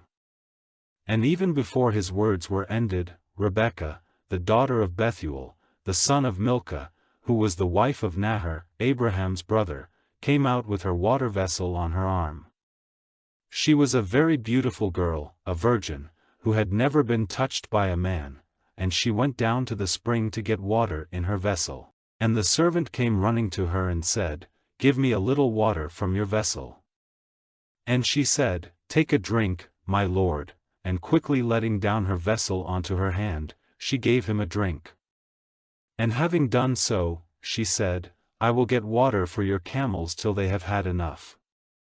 And after putting the water from her vessel into the animals' drinking place, she went quickly back to the spring and got water for all the camels. And the man, looking at her, said nothing, waiting to see if the Lord had given his journey a good outcome. And when the camels had had enough, the man took a gold nose ring, half a shekel in weight, and 2 ornaments for her arms of 10 shekels weight of gold, and said to her, Whose daughter are you? Is there room in your father's house for us? And she said to him, I am the daughter of Bethuel, the son of Milcah, Nahor's wife. And she said, We have a great store of dry grass and cattle food, and there is room for you. And with bent head the man gave worship to the Lord, and said, Praise be to the Lord, the God of my master Abraham, who has given a sign that he is good and true to my master, by guiding me straight to the house of my master's family. So the girl went running and took the news of these things to her mother's house. Now Rebekah had a brother named Laban, and he came out quickly to the man at the water spring. And when he saw the nose ring and the ornaments on his sister's hands, and when she gave him word of what the man had said to her, then he went out to the man who was waiting with the camels by the water spring. And he said to him, Come in, you on whom is the blessing of the Lord, why are you waiting outside? For I have made the house ready for you, and a place for the camels. Then the man came into the house, and Laban took their cords off the camels and gave them dry grass and food, and he gave to him and the men who were with him water for washing their feet. And meat was put before him, but he said, I will not take food till I have made my business clear to you. And they said, Do so. And he said, I am Abraham's servant. The Lord has given my master every blessing, and he has become great. He has given him flocks and herds and silver and gold, and men servants and women servants and camels and asses. And when Sarah, my master's wife, was old, she gave birth to a son, to whom he has given all he has. And my master made me take an oath, saying, Do not get a wife for my son from the daughters of the Canaanites among whom I am living, but go to my father's house and to my relations for a wife for my son. And I said to my master, What if the woman will not come with me? And he said, The Lord, whom I have ever kept before me, will send his angel with you, who will make it possible for you to get a wife for my son from my relations and my father's house, and you will be free from your oath to me when you come to my people, and if they will not give her to you, you will be free from your oath. And I came today to the water spring, and I said, O Lord, the God of my master Abraham, if it is your purpose to give a good outcome to my journey, let it come about that, while I am waiting here by the water spring, if a girl comes to get water and I say to her, Give me a little water from your vessel, and she says, Take a drink, and I will get water for your camels, let her be the woman marked out by the Lord for my master's son. And even while I was saying this to myself, Rebekah came out with her vessel on her arm, and she went down to the spring to get water, and I said to her, Give me a drink. And straightway she took down her vessel from her arm, and said, Take a drink, and I will get water for your camels. And questioning her, I said, Whose daughter are you? And she said, The daughter of Bethuel, the son of Nahor, and Milcah his wife. Then I put the ring on her nose and the ornaments on her hands. And with bent head I gave worship and praise to the Lord, the God of my master Abraham, by whom I had been guided in the right way, to get the daughter of my master's brother for his son. And now, say if you will do what is good and right for my master or not, in order that it may be clear to me what I have to do. Then Laban and Bethuel said in answer, This is the Lord's doing, it is not for us to say yes or no to you. See, here is Rebekah, take her and go, and let her be your master's son's wife, as the Lord has said. And at these words, Abraham's servant went down on his face and gave praise to the Lord.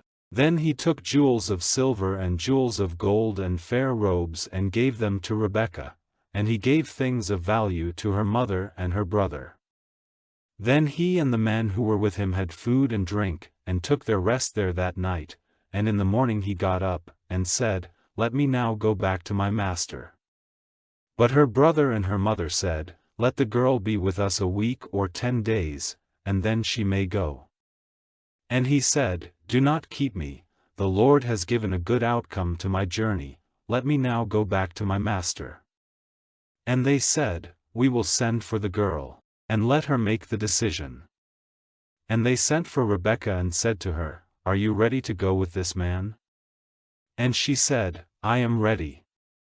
So they sent their sister Rebekah and her servant with Abraham's servant and his men.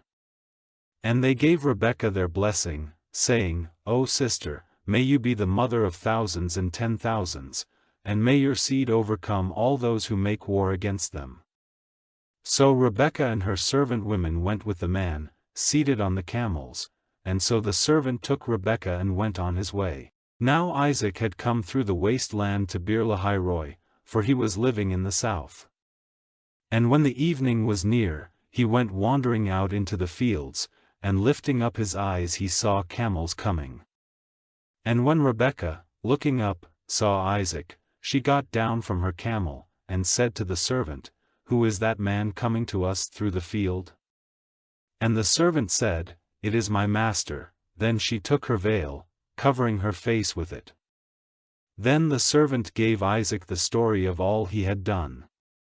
And Isaac took Rebekah into his tent and she became his wife. And in his love for her, Isaac was comforted after his father's death. And Abraham took another wife named Keturah. She became the mother of Zimran and Jokshan and Medan and Midian and Ishbak and Shua. And Jokshan became the father of Sheba and Dedan. And from Dedan came the Ashurim and Letushim and Lumim. And from Midian came Ephah and Epher and Hanok and Abidah and Eldah. All these were the offspring of Keturah. Now Abraham gave all his property to Isaac, but to the sons of his other women he gave offerings, and sent them away, while he was still living, into the east country. Now the years of Abraham's life were 175. And Abraham came to his death, an old man, full of years, and he was put to rest with his people. And Isaac and Ishmael, his sons, put him to rest in the hollow rock of Machpelah, in the field of Ephron, the son of Zohar the Hittite, near Mamre, the same field which Abraham got from the children of Het. There Abraham was put to rest with Sarah, his wife. Now after the death of Abraham, the blessing of God was with Isaac, his son. Now these are the generations of Ishmael, the son of Abraham, whose mother was Hagar the Egyptian, the servant of Sarah. These are the names of the sons of Ishmael by their generations. Ishmael's first son was Nebaioth, then Kedar and Adbeel and Mibsam. And Mishma and Dumah and Massa, Hadad and Tema, Jetur, Naphish, and Kedemah. These are the sons of Ishmael, and these are their names in their towns and their tent circles, 12 chiefs with their peoples. And the years of Ishmael's life were 137, and he came to his end, and was put to rest with his people. And their country was from Havilah to Shur, which is east of Egypt. They took their place to the east of all their brothers. Now these are the generations of Abraham's son Isaac. Isaac was 40 years old when he took Rebekah, the daughter of Bethuel the Aramean of Paddan Aram, and the sister of Laban the Aramean, to be his wife. Isaac made prayer to the Lord for his wife because she had no children, and the Lord gave ear to his prayer, and Rebekah became with child. And the children were fighting together inside her, and she said, if it is to be so, why am I like this? So she went to put her question to the Lord. And the Lord said to her, 2 nations are in your body, and 2 peoples will come to birth from you, the one will be stronger than the other, and the older will be the servant of the younger. And when the time came for her to give birth, there were 2 children in her body. And the first came out red from head to foot like a robe of hair, and they gave him the name of Esau. And after him, his brother came out, gripping Esau's foot, and he was named Jacob. Isaac was 60 years old when she gave birth to them. And the boys came to full growth, and Esau became a man of the open country, an expert bowman, but Jacob was a quiet man, living in tents. Now Isaac's love was for Esau, because Esau's meat was greatly to his taste, but Rebekah had more love for Jacob. And one day Jacob was cooking some soup when Esau came in from the fields in great need of food, and Esau said to Jacob, "Give me a full meal of that red soup, for I am overcome with need for food." For this reason he was named Edom. And Jacob said, "First of all give me your birthright." And Esau said, "Truly, I am at the point of death, what profit is the birthright to me?" And Jacob said, "First of all give me your oath," and he gave him his oath, handing over his birthright to Jacob. Then Jacob gave him bread and soup, and he took food and drink and went away, caring little for his birthright. Then came a time of great need in the land, like that which had been before in the days of Abraham. And Isaac went to Abimelech, king of the Philistines, at Gerar. And the Lord came to him in a vision and said, "Do not go down to Egypt, keep in the land of which I will give you knowledge. Keep in this land, and I will be with you and give you my blessing, for to you and to your seed will I give all these lands, giving effect to the oath which I made to your father Abraham. I will make your seed like the stars of heaven in number, and will give them all these lands. And your seed will be a blessing to all the nations of the earth, because Abraham gave ear to my voice and kept my words, my rules, my orders, and my laws." So Isaac went on living in Gerar, and when he was questioned by the men of the place about his wife, he said, "She is my sister," fearing to say, "She is my wife," for, he said, "The men of the place may put me to death on account of Rebekah, because she is very beautiful." And when he had been there for some time, Abimelech, king of the Philistines, looking through a window, saw Isaac playing with Rebekah his wife. And he said to Isaac, "It is clear that she is your wife, why then did you say, 'She is my sister'?" And Isaac said, "For fear that I might be put to death because of her." Then Abimelech said, "What have you done to us? One of the people might well have had connection with your wife, and the sin would have been ours." And Abimelech gave orders to his people that anyone touching Isaac or his wife was to be put to death. Now Isaac, planting seed in that land, got in the same year fruit 100 times as much, for the blessing of the Lord was on him. And his wealth became very great, increasing more and more, for he had great wealth of flocks and herds and great numbers of servants, so that the Philistines were full of envy. Now all the water holes, which his father's servants had made in the days of Abraham, had been stopped up with earth by the Philistines. And Abimelech said to Isaac, "Go away from us, for you are stronger than we are." So Isaac went away from there, and put up his tents in the valley of Gerar, making his living place there.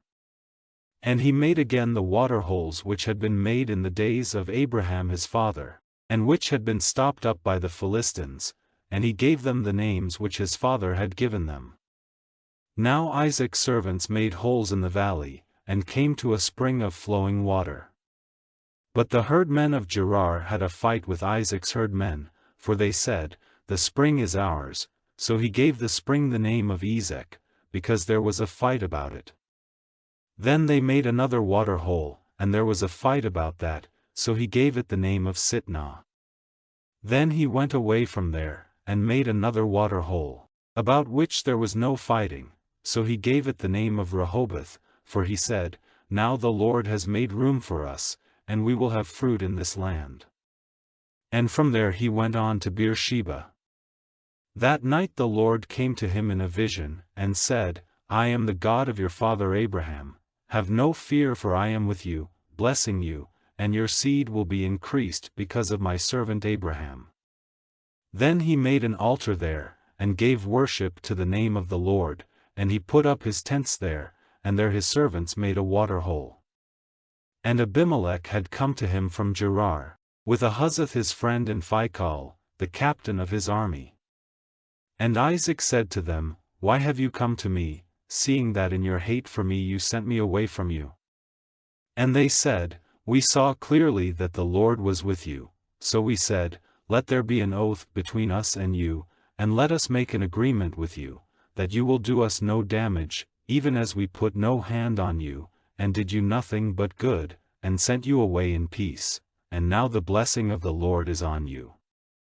Then he made a feast for them, and they all had food and drink. And early in the morning they took an oath one to the other. Then Isaac sent them away, and they went on their way in peace. And that day Isaac's servants came to him and gave him word of the water hole which they had made, and said to him, "We have come to water." And he gave it the name of Sheba, so the name of that town is Beersheba to this day. And when Esau was 40 years old, he took as his wives Judith, the daughter of Beeri the Hittite, and Basemath, the daughter of Elon the Hittite. And Isaac and Rebekah had grief of mind because of them. Now when Isaac was old and his eyes had become clouded so that he was not able to see, he sent for Esau, his first son, and said to him, "My son," and he said, "Here am I."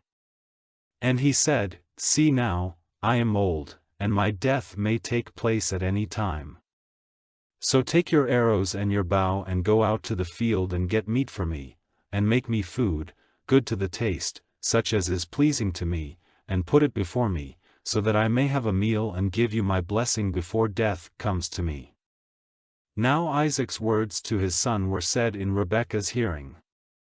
Then Esau went out to get the meat, and Rebekah said to Jacob, her son, "Your father said to your brother Esau in my hearing, Go and get some roast meat and make me a good meal, so that I may be full, and give you my blessing before the Lord before my death.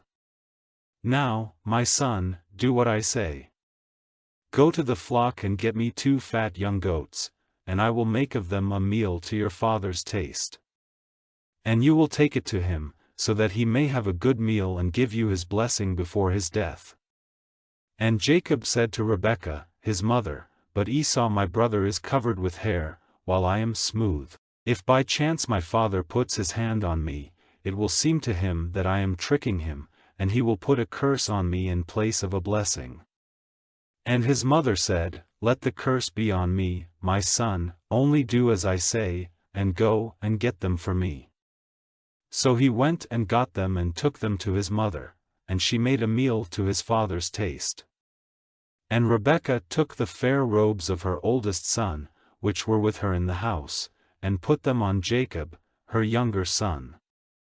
And she put the skins of the young goats on his hands and on the smooth part of his neck. And she gave into the hand of Jacob, her son, the meat and the bread which she had made ready. And he came to his father, and said, "My father," and he said, "Here am I, who are you, my son?" And Jacob said, "I am Esau, your oldest son, I have done as you said, come now, be seated and take of my meat, so that you may give me a blessing." And Isaac said, "How is it that you have got it so quickly, my son?" And he said, "Because the Lord your God made it come my way." And Isaac said, "Come near so that I may put my hand on you, my son, and see if you are truly my son Esau or not." And Jacob went near his father Isaac, and he put his hands on him, and he said, "The voice is Jacob's voice, but the hands are the hands of Esau." And he did not make out who he was, because his hands were covered with hair like his brother Esau's hands, so he gave him a blessing. And he said, "Are you truly my son Esau?" And he said, "I am." And he said, "Put it before me and I will take of my son's meat, so that I may give you a blessing." And he put it before him and he took it, and he gave him wine, and he had a drink. And his father Isaac said to him, "Come near now, my son, and give me a kiss." And he came near and gave him a kiss, and smelling the smell of his clothing, he gave him a blessing, and said, "See, the smell of my son is like the smell of a field on which the blessing of the Lord has come. May God give you the dew of heaven, and the good things of the earth, and grain and wine in full measure. Let peoples be your servants, and nations go down before you, be lord over your brothers, and let your mother's sons go down before you. A curse be on everyone by whom you are cursed, and a blessing on those who give you a blessing." And when Isaac had come to the end of blessing Jacob, and Jacob had not long gone away from Isaac his father, Esau came in from the field.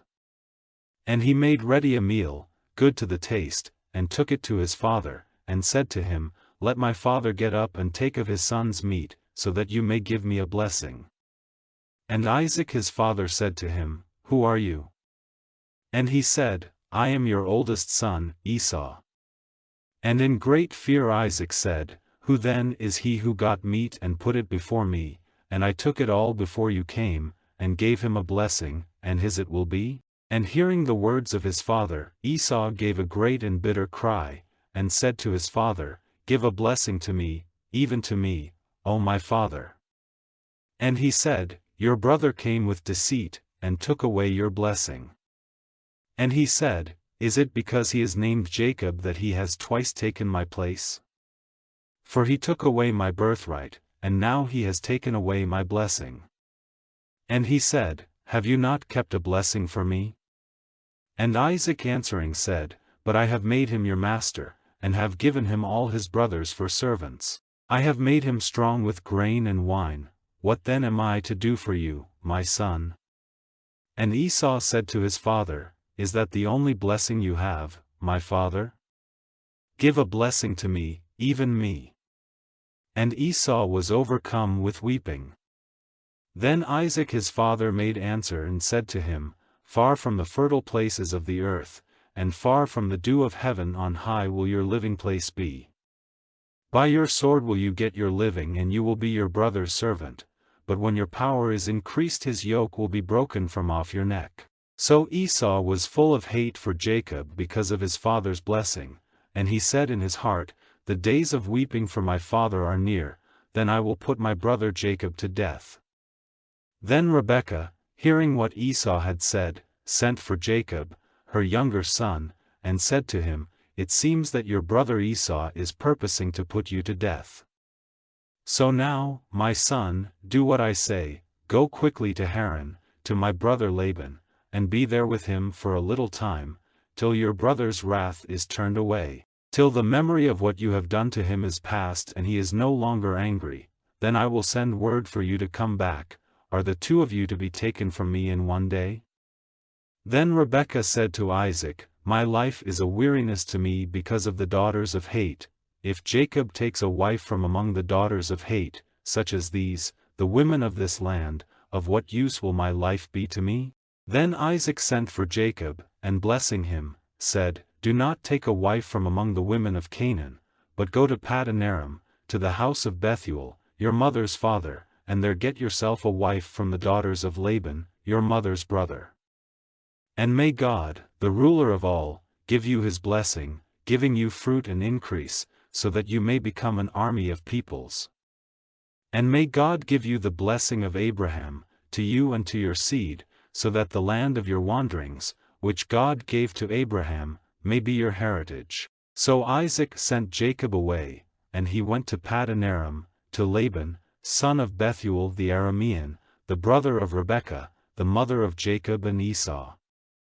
So when Esau saw that Isaac had given Jacob his blessing, and sent him away to Paddan Aram to get a wife for himself there, blessing him and saying to him, Do not take a wife from among the women of Canaan, and that Jacob had done as his father and mother said and had gone to Paddan Aram, it was clear to Esau that his father had no love for the women of Canaan.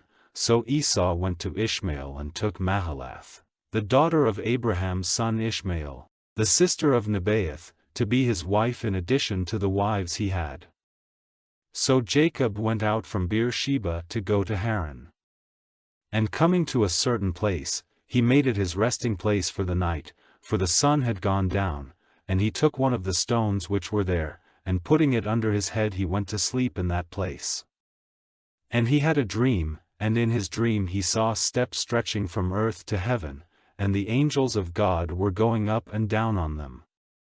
And he saw the Lord by his side, saying, I am the Lord, the God of Abraham your father, and the God of Isaac. I will give to you and to your seed this land on which you are sleeping. Your seed will be like the dust of the earth, covering all the land to the west and to the east, to the north and to the south. You and your seed will be a name of blessing to all the families of the earth. And truly, I will be with you, and will keep you wherever you go, guiding you back again to this land, and I will not give you up till I have done what I have said to you." And Jacob, awaking from his sleep, said, "Truly, the Lord is in this place, and I was not conscious of it." And fear came on him, and he said, "This is a holy place, this is nothing less than the house of God and the doorway of heaven." And early in the morning Jacob took the stone which had been under his head, and put it up as a pillar and put oil on it. And he gave that place the name of Bethel, but before that time the town was named Luz. Then Jacob took an oath, and said, "If God will be with me, and keep me safe on my journey, and give me food and clothing to put on, so that I come again to my father's house in peace, then I will take the Lord to be my God. And this stone which I have put up for a pillar will be God's house, and of all you give me, I will give a 10th part to you." Then Jacob went on his journey till he came to the land of the children of the east. And there he saw a water hole in a field, and by the side of it 3 flocks of sheep, for there they got water for the sheep, and on the mouth of the water hole there was a great stone. And all the flocks would come together there, and when the stone had been rolled away, they would give the sheep water, and put the stone back again in its place on the mouth of the water hole. Then Jacob said to the herdmen, "My brothers, where do you come from?" And they said, "From Haran." And he said to them, "Have you any knowledge of Laban, the son of Nahor?" And they said, "We have." And he said to them, "Is he well?" And they said, "He is well, and here is Rachel his daughter coming with the sheep." Then Jacob said, "The sun is still high and it is not time to get the cattle together, get water for the sheep and go and give them their food." And they said, "We are not able to do so till all the flocks have come together and the stone has been rolled away from the mouth of the water hole, then we will get water for the sheep." While he was still talking with them, Rachel came with her father's sheep, for she took care of them. Then when Jacob saw Rachel, the daughter of Laban, his mother's brother, coming with Laban's sheep, he came near, and rolling the stone away from the mouth of the hole, he got water for Laban's flock. And weeping for joy, Jacob gave Rachel a kiss. And Rachel, hearing from Jacob that he was her father's relation and that he was the son of Rebekah, went running to give her father news of it. And Laban, hearing news of Jacob, his sister's son, came running, and took Jacob in his arms, and kissing him, made him come into his house. And Jacob gave him news of everything. And Laban said to him, "Truly, you are my bone and my flesh." And he kept Jacob with him for the space of a month. Then Laban said to Jacob, "Because you are my brother, are you to be my servant for nothing? Say now, what is your payment to be?" Now Laban had 2 daughters, the name of the older was Leah, and the name of the younger was Rachel. And Leah's eyes were clouded, but Rachel was fair in face and form. And Jacob was in love with Rachel, and he said, "Will be your servant 7 years for Rachel, your younger daughter." And Laban said, "It is better for you to have her than another man, go on living here with me." And Jacob did 7 years' work for Rachel, and because of his love for her it seemed to him only a very little time. Then Jacob said to Laban, "Give me my wife so that I may have her, for the days are ended." And Laban got together all the men of the place and gave a feast. And in the evening he took Leah, his daughter, and gave her to him, and he went in to her. And Laban gave Zilpah, his servant girl, to Leah, to be her waiting woman. And in the morning Jacob saw that it was Leah, and he said to Laban, "What have you done to me? Was I not working for you so that I might have Rachel? Why have you been false to me?" And Laban said, "In our country we do not let the younger daughter be married before the older. Let the week of the bride feast come to its end and then we will give you the other in addition, if you will be my servant for another 7 years." And Jacob did so, and when the week was ended, Laban gave him his daughter Rachel for his wife, and Laban gave Rachel his servant girl Bilhah to be her waiting woman. Then Jacob took Rachel as his wife, and his love for her was greater than his love for Leah, and he went on working for Laban for another 7 years. Now the Lord, seeing that Leah was not loved, gave her a child, while Rachel had no children. And Leah was with child, and gave birth to a son to whom she gave the name Reuben, for she said, "The Lord has seen my sorrow, now my husband will have love for me."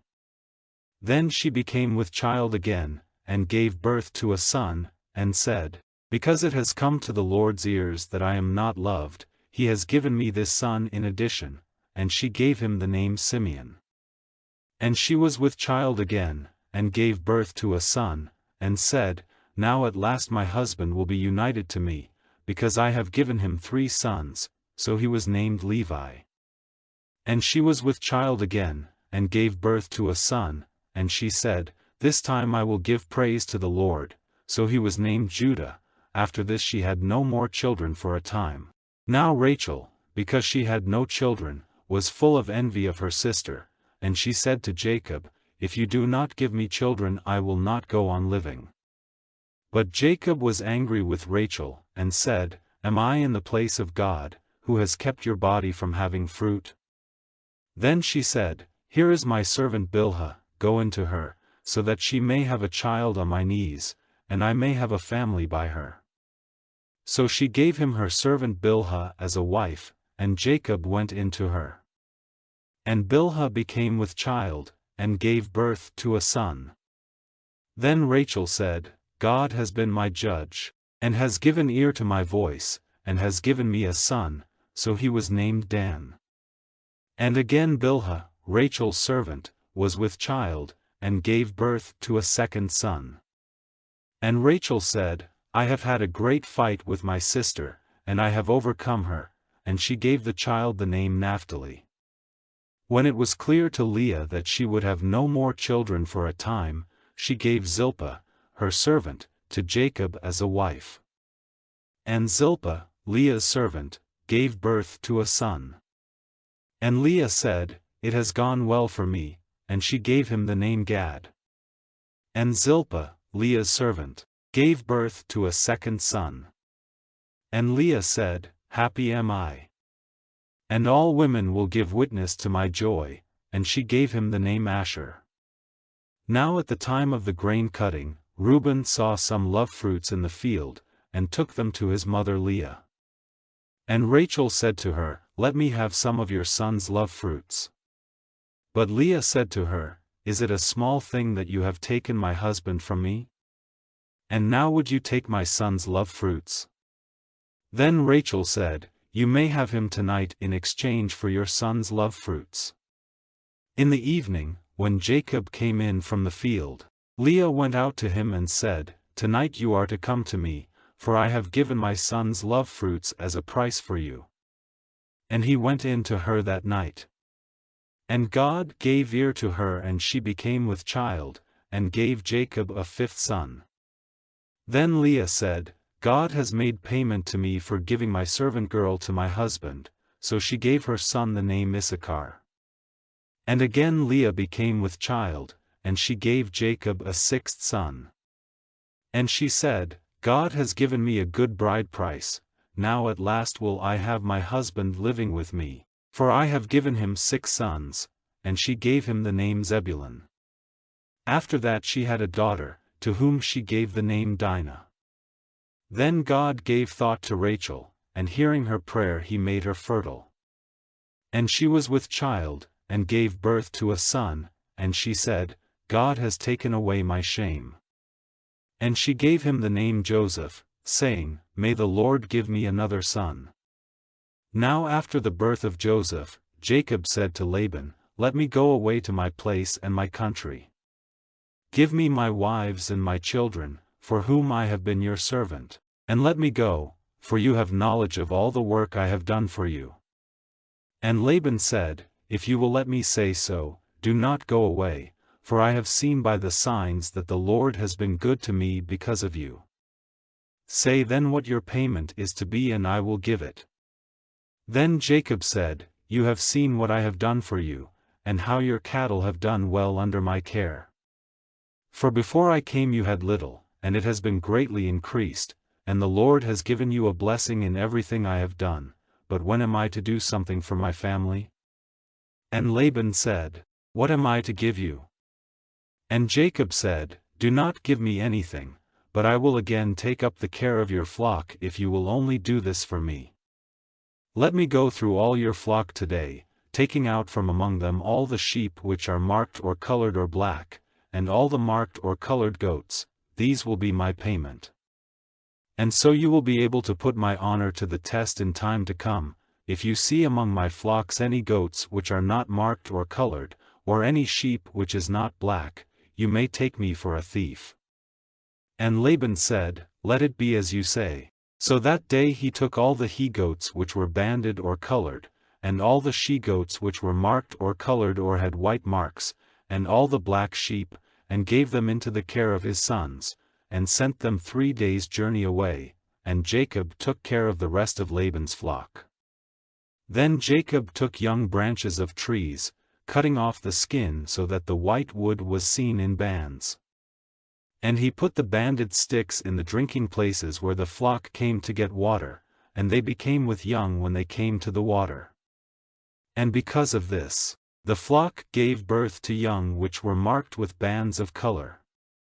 These lambs Jacob kept separate, and he put his flock in a place by themselves and not with Laban's flock.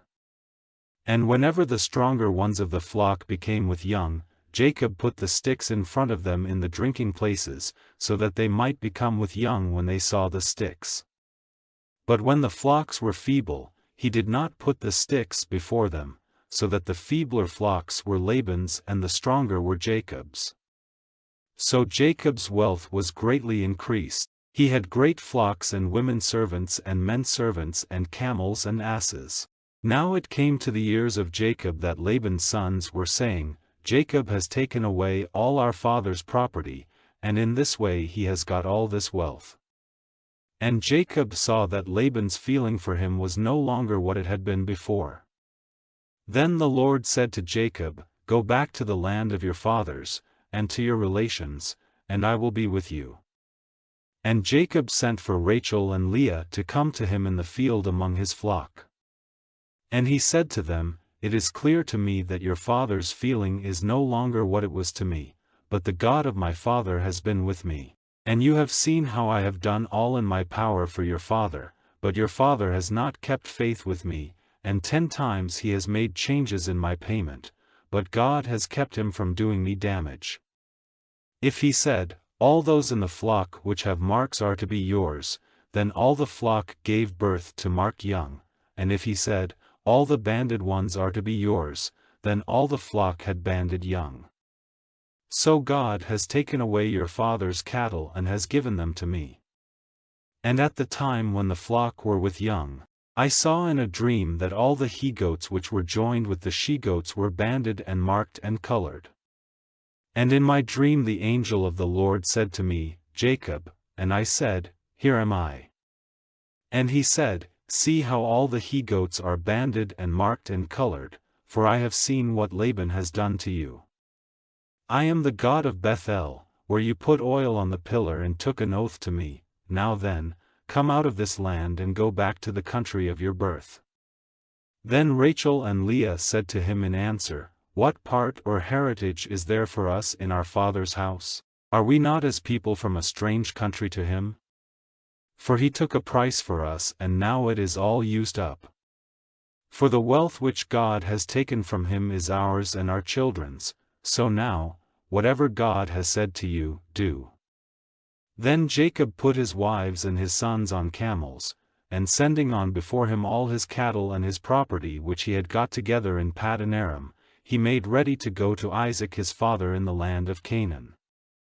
Now Laban had gone to see to the cutting of the wool of his sheep, so Rachel secretly took the images of the gods of her father's house, and Jacob went away secretly, without giving news of his flight to Laban the Aramean. So he went away with all he had, and went across the river in the direction of the hill country of Gilead. And on the 3rd day Laban had news of Jacob's flight. And taking the men of his family with him, he went after him for 7 days and overtook him in the hill country of Gilead. Then God came to Laban in a dream by night, and said to him, "Take care that you say nothing good or bad to Jacob." Now when Laban overtook him, Jacob had put up his tent in the hill country, and Laban and his brothers put up their tents in the hill country of Gilead. And Laban said to Jacob, "Why did you go away secretly, taking my daughters away like prisoners of war? Why did you make a secret of your flight, not giving me word of it, so that I might have sent you away with joy and songs, with melody and music? You did not even let me give a kiss to my sons and my daughters. This was a foolish thing to do. It is in my power to do you damage, but the God of your father came to me this night, saying, 'Take care that you say nothing good or bad to Jacob.' And now, it seems, you are going because your heart's desire is for your father's house, but why have you taken my gods?" And Jacob, in answer, said to Laban, "My fear was that you might take your daughters from me by force. As for your gods, if any one of us has them, let him be put to death. Make search before us all for what is yours, and take it." For Jacob had no knowledge that Rachel had taken them. So Laban went into Jacob's tent and into Leah's tent, and into the tents of the 2 servant women, but they were not there, and he came out of Leah's tent and went into Rachel's. Now Rachel had taken the images, and had put them in the camel's basket, and was seated on them. And Laban, searching through all the tent, did not come across them. And she said to her father, "Let not my lord be angry because I do not get up before you, for I am in the common condition of women." And with all his searching, he did not come across the images. Then Jacob was angry with Laban, and said, "What crime or sin have I done that you have come after me with such passion? Now that you have made search through all my goods, what have you seen which is yours? Make it clear now before my people and your people, so that they may be judges between us. These 20 years I have been with you, your sheep and your goats have had young without loss, not one of your he-goats have I taken for food. Anything which was wounded by beasts I did not take to you, but myself made up for the loss of it. You made me responsible for whatever was taken by thieves, by day or by night. This was my condition, wasted by heat in the day and by the bitter cold at night, and sleep went from my eyes. These 20 years I have been in your house. I was your servant for 14 years because of your daughters, and for 6 years I kept your flock, and 10 times was my payment changed. If the God of my father, the God of Abraham and the fear of Isaac, had not been with me, you would have sent me away with nothing in my hands. But God has seen my troubles and the work of my hands, and this night he kept you back." Then Laban, answering, said, "These women are my daughters and these children my children, the flocks and all you see are mine. What now may I do for my daughters and for their children? Come, let us make an agreement, you and I, and let it be for a witness between us." Then Jacob took a stone and put it up as a pillar. And Jacob said to his people, "Get stones together," and they did so, and they had a meal there by the stones. And the name Laban gave it was Jegar-sahadutha, but Jacob gave it the name of Galeed. And Laban said, "These stones are a witness between you and me today." For this reason its name was Galeed, and Mizpah, for he said, "May the Lord keep watch on us when we are unable to see one another's doings. If you are cruel to my daughters, or if you take other wives in addition to my daughters, then though no man is there to see, God will be the witness between us." And Laban said, "See these stones and this pillar which I have put between you and me, they will be witness that I will not go over these stones to you, and you will not go over these stones or this pillar to me, for any evil purpose. May the God of Abraham and the God of Nahor, the God of their father, be our judge." Then Jacob took an oath by the fear of his father Isaac. And Jacob made an offering on the mountain, and gave orders to his people to take food, so they had a meal and took their rest that night on the mountain. And early in the morning Laban, after kissing and blessing his daughters, went on his way back to his country. And on his way Jacob came face to face with the angels of God. And when he saw them he said, "This is the army of God," so he gave that place the name of Mahanaim. Now Jacob sent servants before him to Esau, his brother, in the land of Seir, the country of Edom, and he gave them orders to say these words to Esau, "Your servant Jacob says, till now I have been living with Laban. And I have oxen and asses and flocks and men servants and women servants, and I have sent to give my Lord news of these things so that I may have grace in his eyes." When the servants came back they said, "We have seen your brother Esau and he is coming out to you, and 400 men with him." Then Jacob was in great fear and trouble of mind, and he put all the people and the flocks and the herds and the camels into 2 groups, and said, "If Esau, meeting one group, makes an attack on them, the others will get away safely." Then Jacob said, "O God of my father Abraham, the God of my father Isaac, the Lord who said to me, 'Go back to your country and your family and I will be good to you.' I am less than nothing in comparison with all your mercies and your faith to me your servant. For with only my stick in my hand I went across Jordan, and now I have become 2 armies. Be my savior from the hand of Esau, my brother, for my fear is that he will make an attack on me, putting to death mother and child." And you said, "Truly, I will be good to you, and make your seed like the sand of the sea which may not be numbered." Then he put up his tent there for the night, and from among his goods he took, as an offering for his brother Esau, 200 she-goats and 20 he-goats, 200 females and 20 males from the sheep, 30 camels with their young ones, 40 cows, 10 oxen, 20 asses, and 10 young asses. These he gave to his servants, every herd by itself, and he said to his servants, "Go on before me, and let there be a space between one herd and another." And he gave orders to the first, saying, "When my brother Esau comes to you and says, 'Whose servant are you, and where are you going, and whose are these herds?' Then say to him, 'These are your servant Jacob's, they are an offering for my Lord, for Esau, and he himself is coming after us.'" And he gave the same orders to the second and the third and to all those who were with the herds, saying, "This is what you are to say to Esau when you see him, and you are to say further, 'Jacob, your servant, is coming after us.' For he said to himself, 'I will take away his wrath by the offering which I have sent on, and then I will come before him, it may be that I will have grace in his eyes.' So the servants with the offerings went on in front, and he himself took his rest that night in the tents with his people. And in the night he got up, and taking with him his 2 wives and the 2 servant women and his 11 children, he went over the river Jabbok. He took them and sent them over the stream with all he had. Then Jacob was by himself, and a man was fighting with him till dawn.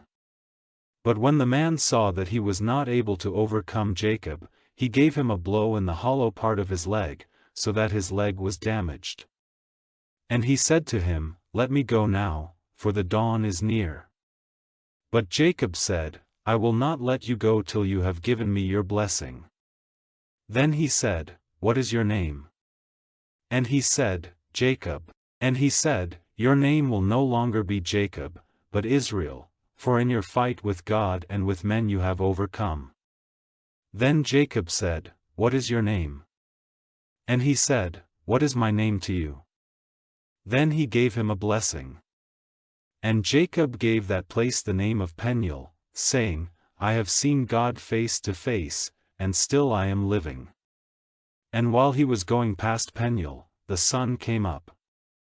And he went with unequal steps because of his damaged leg. For this reason the children of Israel, even today, never take that muscle in the hollow of the leg as food, because the hollow of Jacob's leg was touched. Then Jacob, lifting up his eyes, saw Esau coming with his 400 men. So he made a division of the children between Leah and Rachel and the 2 women servants. He put the servants and their children in front, Leah and her children after them, and Rachel and Joseph at the back. And he himself, going before them, went down on his face to the earth 7 times till he came near his brother. Then Esau came running up to him, and folding him in his arms, gave him a kiss, and the 2 of them were overcome with weeping. Then Esau, lifting up his eyes, saw the women and the children, and said, Who are these with you? And he said, The children whom God in his mercy has given to your servant. Then the servants and their children came near, and went down on their faces. And Leah came near with her children, and then Joseph and Rachel, and they did the same. And he said, What were all those herds which I saw on the way? And Jacob said, They were an offering so that I might have grace in my Lord's eyes. But Esau said, I have enough, keep what is yours, my brother, for yourself.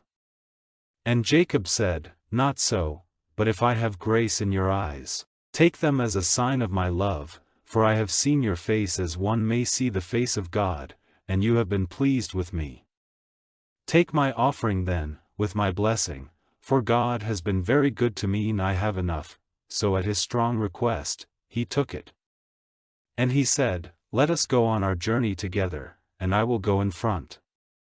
But Jacob said, My Lord may see that the children are only small, and there are young ones in my flocks and herds.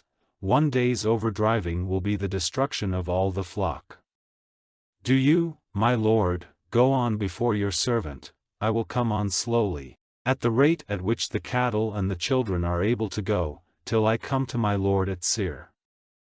And Esau said, Then keep some of my men with you. And he said, What need is there for that, if my Lord is pleased with me? So Esau, turning back that day, went on his way to Seir. And Jacob went on to Succoth, where he made a house for himself and put up tents for his cattle. For this reason the place was named Succoth. So Jacob came safely from Paddan Aram to the town of Shechem in the land of Canaan, and put up his tents near the town. And for 100 bits of money he got from the children of Hamor, the builder of Shechem, the field in which he had put up his tents. And there he put up an altar, naming it El, the God of Israel. Now Dinah, the daughter whom Leah had by Jacob, went out to see the women of that country. And when Shechem, the son of Hamor the Hivite who was the chief of that land, saw her, he took her by force and had connection with her. Then his heart went out in love to Dinah, the daughter of Jacob, and he said comforting words to her. And Shechem said to Hamor, his father, Get me this girl for my wife. Now Jacob had word of what Shechem had done to his daughter, but his sons were in the fields with the cattle, and Jacob said nothing till they came. Then Hamor, the father of Shechem, came out to have a talk with Jacob. Now the sons of Jacob came in from the fields when they had news of it, and they were wounded and very angry because of the shame he had done in Israel by having connection with Jacob's daughter, and they said, Such a thing is not to be done. But Hamor said to them, Shechem, my son, is full of desire for your daughter, will you then give her to him for a wife? And let our 2 peoples be joined together, give your daughters to us, and take our daughters for yourselves. Go on living with us, and the country will be open to you. Do trade and get property there. And Shechem said to her father and her brothers, If you will give ear to my request, whatever you say I will give to you. However great you make the bride price and payment, I will give it, only let me have the girl for my wife. But the sons of Jacob gave a false answer to Shechem and Hamor his father, because of what had been done to Dinah their sister. And they said, It is not possible for us to give our sister to one who is without circumcision, for that would be a cause of shame to us. But on this condition only will we come to an agreement with you. If every male among you becomes like us and undergoes circumcision, then we will give our daughters to you and take your daughters to us and go on living with you as one people. But if you will not undergo circumcision as we say, then we will take our daughter and go. And their words were pleasing to Hamor and his son Shechem. And without loss of time the young man did as they said, because he had delight in Jacob's daughter, and he was the noblest of his father's house. Then Hamor and Shechem, his son, went to the meeting place of their town, and said to the men of the town, It is the desire of these men to be at peace with us, let them then go on living in this country and doing trade here, for the country is wide open before them, let us take their daughters as wives and let us give them our daughters. But these men will make an agreement with us to go on living with us and to become one people, only on the condition that every male among us undergoes circumcision as they have done. Then will not their cattle and their goods and all their beasts be ours? So let us come to an agreement with them so that they may go on living with us. Then all the men of the town gave ear to the words of Hamor and Shechem his son, and every male in the town underwent circumcision. But on the third day after, before the wounds were well, 2 of the sons of Jacob, Simeon and Levi, Dinah's brothers, took their swords and came into the town by surprise and put all the males to death. And Hamor and his son they put to death with the sword, and they took Dinah from Shechem's house and went away. And the sons of Jacob came on them when they were wounded and made waste the town because of what had been done to their sister. They took their flocks and their herds and their asses and everything in their town and in their fields, and all their wealth and all their little ones and their wives, everything in their houses they took and made them waste. And Jacob said to Simeon and Levi, You have made trouble for me and given me a bad name among the people of this country, among the Canaanites and the Perizzites, and because we are small in number they will come together against me and make war on me, and it will be the end of me and all my people. But they said, Were we to let him make use of our sister as a loose woman? And God said to Jacob, Go up now to Bethel and make your living place there, and put up an altar there to the God who came to you when you were in flight from your brother Esau. Then Jacob said to all his people, Put away the strange gods which are among you, and make yourselves clean, and put on a change of clothing. And let us go up to Bethel, and there I will make an altar to God, who gave me an answer in the day of my trouble, and was with me wherever I went. Then they gave to Jacob all the strange gods which they had, and the rings which were in their ears, and Jacob put them away under the holy tree at Shechem. So they went on their journey, and the fear of God was on the towns round about, so that they made no attack on the sons of Jacob. And Jacob came to Luz in the land of Canaan, which is the same as Bethel, he and all his people. And there he made an altar, naming the place El Bethel, because it was there he had the vision of God when he was in flight from his brother. And Deborah, the servant who had taken care of Rebekah from her birth, came to her end, and was put to rest near Bethel, under the holy tree, and they gave it the name of Allon-Bacuth. Now when Jacob was on his way from Paddan Aram, God came to him again and, blessing him, said, Jacob is your name, but it will be so no longer, from now your name will be Israel. So he was named Israel.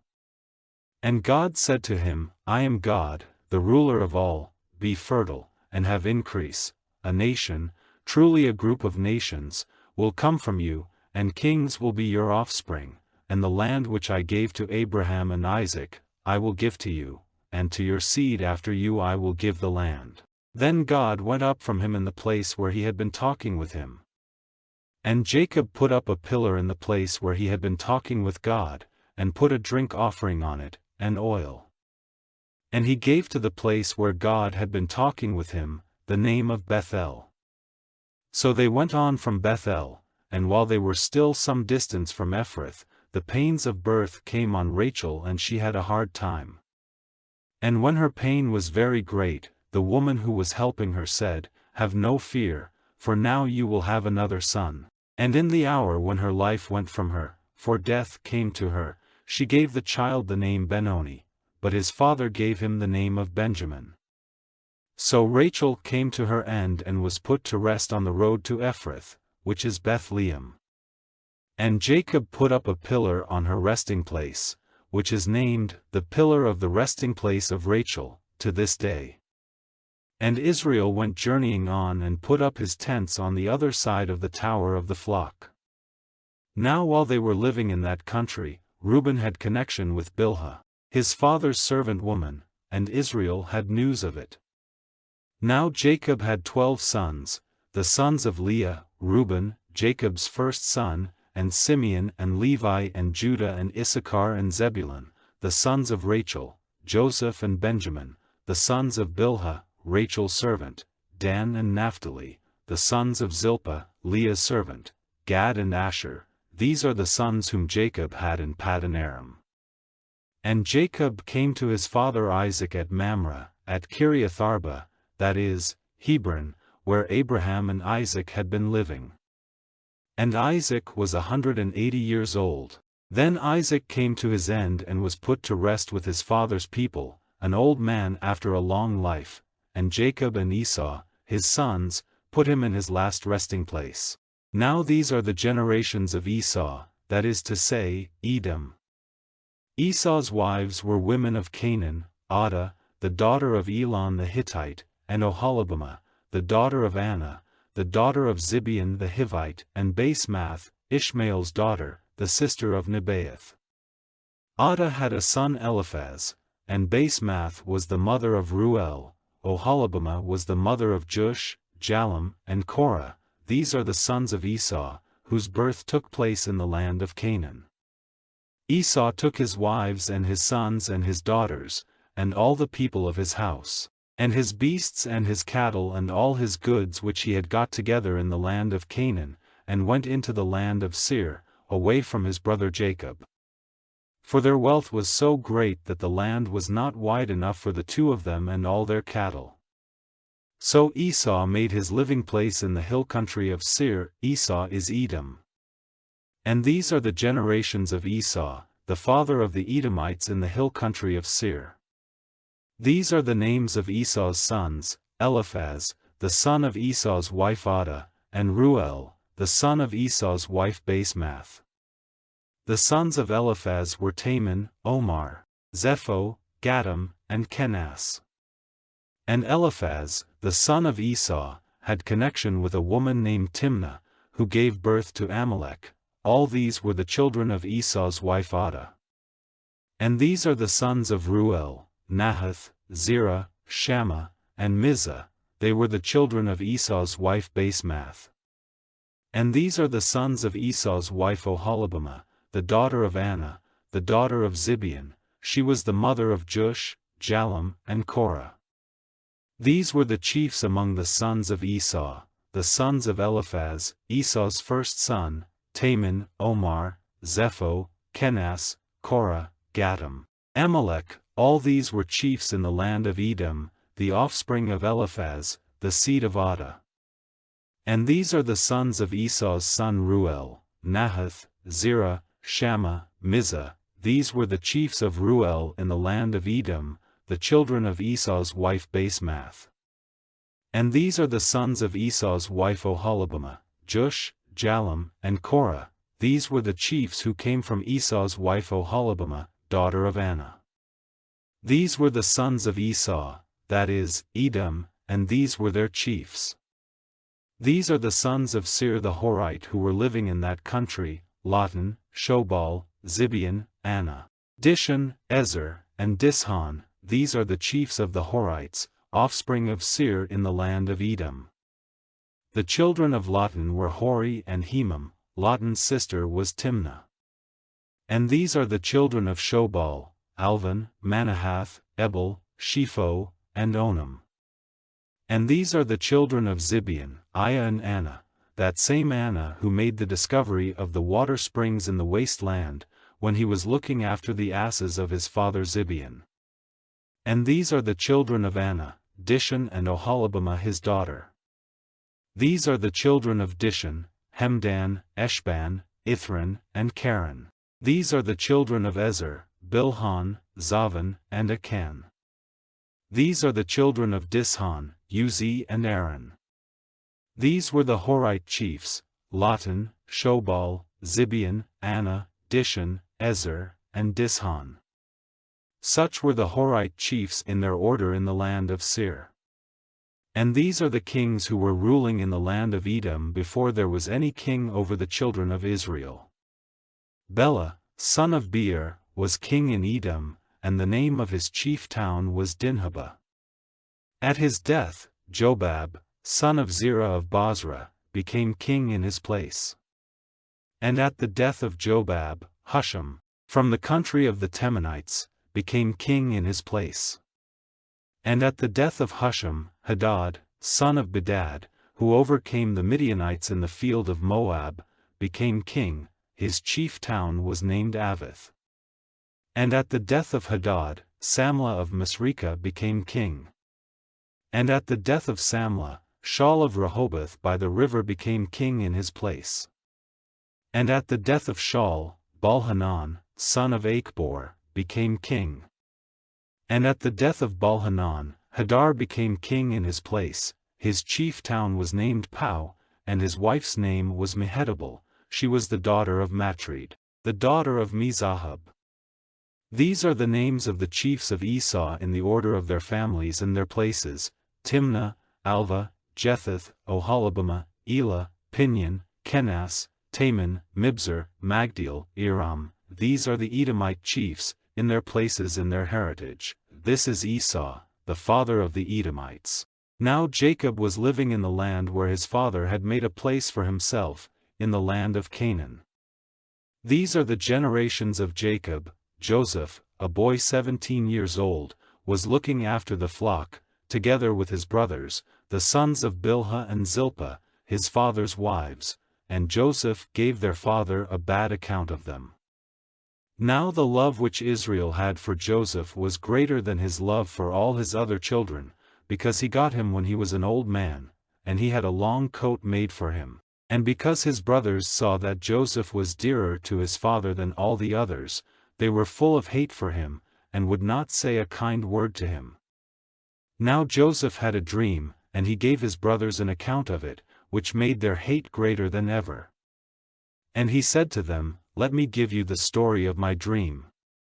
We were in the field, getting the grain stems together, and my grain kept upright, and yours came round and went down on the earth before mine." And his brothers said to him, "Are you to be our king? Will you have authority over us?" And because of his dream and his words, their hate for him became greater than ever. Then he had another dream, and gave his brothers an account of it, saying, "I have had another dream. The sun and the moon and 11 stars gave honor to me." And he gave word of it to his father and his brothers, but his father protesting said, "What sort of a dream is this? Am I and your mother and your brothers to go down on our faces to the earth before you?" And his brothers were full of envy, but his father kept his words in mind. Now his brothers went to keep watch over their father's flock in Shechem. And Israel said to Joseph, "Are not your brothers with the flock in Shechem? Come, I will send you to them." And he said to him, "Here am I." And he said to him, "Go now, and see if your brothers are well and how the flock is, then come back and give me word." So he sent him out of the valley of Hebron, and he came to Shechem. And a man saw him wandering in the country, and said to him, "What are you looking for?" And he said, "I am looking for my brothers. Please give me word of where they are keeping their flock." And the man said, "They have gone away from here, for they said in my hearing, 'Let us go to Dothan.'" So Joseph went after them and came up with them at Dothan. But they saw him when he was a long way off, and before he came near them they made a secret design against him to put him to death, saying to one another, "See, here comes this dreamer. Let us now put him to death and put his body into one of these holes, and we will say, 'An evil beast has put him to death,' then we will see what becomes of his dreams." But Reuben, hearing these words, got him out of their hands, saying, "Let us not take his life. Do not put him to a violent death, but let him be placed in one of the holes." This he said to keep him safe from their hands, with the purpose of taking him back to his father again. So when Joseph came to his brothers, they took off his long coat which he had on, and they took him and put him in the hole. Now the hole had no water in it. Then seating themselves, they took their meal, and looking up, they saw a traveling band of Ishmaelites, coming from Gilead on their way to Egypt, with spices and perfumes on their camels. And Judah said to his brothers, "What profit is there in putting our brother to death and covering up his blood? Let us give him to these Ishmaelites for a price, and let us not put violent hands on him, for he is our brother, our flesh." And his brothers gave ear to him. And some traders from Midian went by, so pulling Joseph up out of the hole, they gave him to the Ishmaelites for 20 bits of silver, and they took him to Egypt. Now when Reuben came back to the hole, Joseph was not there, and giving signs of grief, he went back to his brothers, and said, "The child is gone, what am I to do?" Then they took Joseph's coat, and put on it some of the blood from a young goat which they had put to death, and they took the coat to their father, and said, "We came across this, is it your son's coat or not?" And he saw that it was, and said, "It is my son's coat, an evil beast has put him to death, without doubt Joseph has come to a cruel end." Then Jacob, giving signs of grief, put on haircloth, and went on weeping for his son day after day. And all his sons and all his daughters came to give him comfort, but he would not be comforted, saying with weeping, "I will go down to the underworld to my son." So great was his father's sorrow for him. And in Egypt the men of Midian gave him for a price to Potiphar, a captain of high position in Pharaoh's house. Now at that time, Judah went away from his brothers and became the friend of a man of Adullam named Hira. And there he saw the daughter of a certain man of Canaan named Shua, and took her as his wife. And she gave birth to a son, and he gave him the name Er. And again she gave birth to a son, and he gave him the name Onan. Then she had another son, to whom she gave the name Shelah. She was at Chezib when the birth took place. And Judah took a wife for his first son Er, and her name was Tamar. Now Er, Judah's first son, did evil in the eyes of the Lord, so that he put him to death.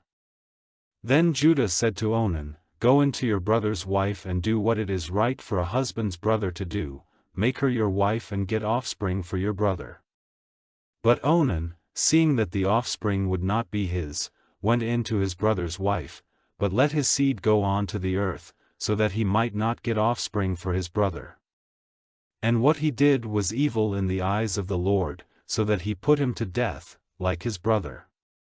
Then Judah said to Tamar, his daughter-in-law, "Go back to your father's house and keep yourself as a widow till my son Shelah becomes a man," for he had in his mind the thought that death might come to him as it had come to his brothers. So Tamar went back to her father's house.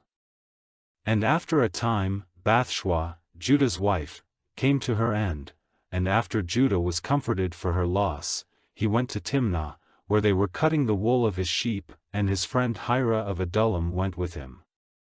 And when Tamar had news that her father-in-law was going up to Timnah to the wool cutting, she took off her widow's clothing, and covering herself with her veil, she took her seat near Enaim on the road to Timnah, for she saw that Shelah was now a man, but she had not been made his wife.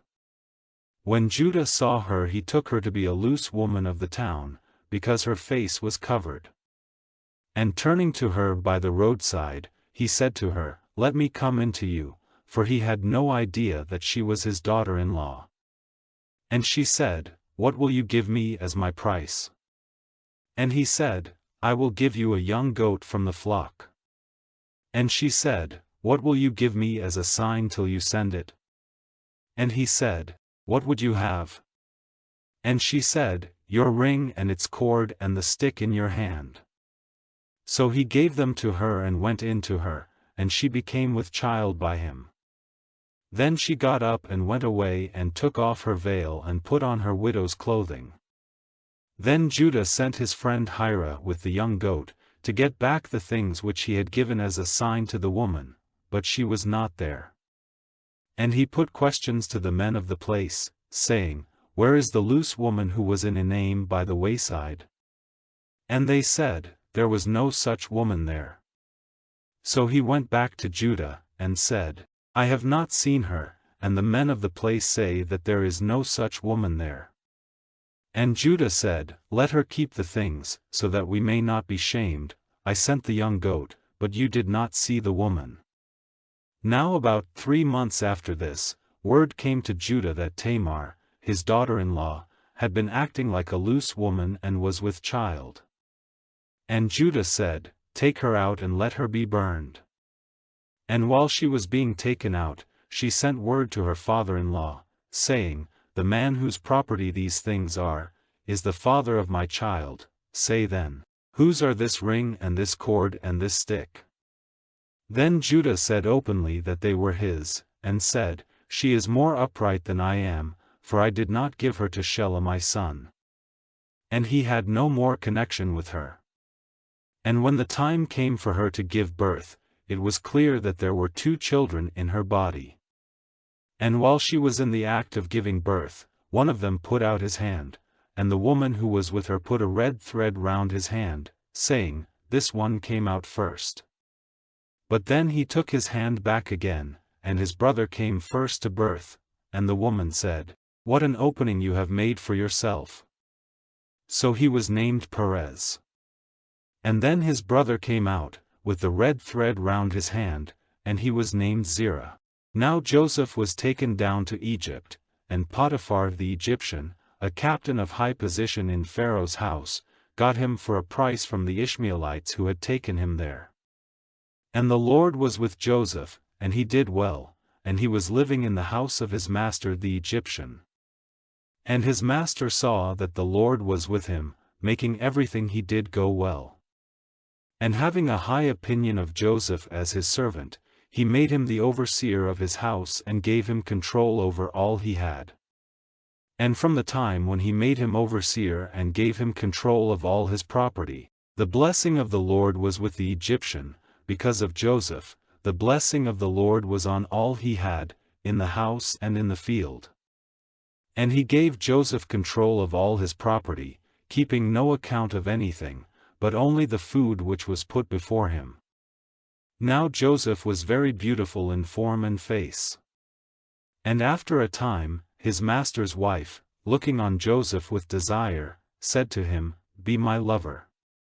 But he would not, and said to her, "You see that my master keeps no account of what I do in his house, and has put all his property in my control, so that no one has more authority in this house than I have. He has kept nothing back from me but you, because you are his wife. How then may I do this great wrong, sinning against God?" And day after day she went on requesting Joseph to come to her and be her lover, but he would not give ear to her.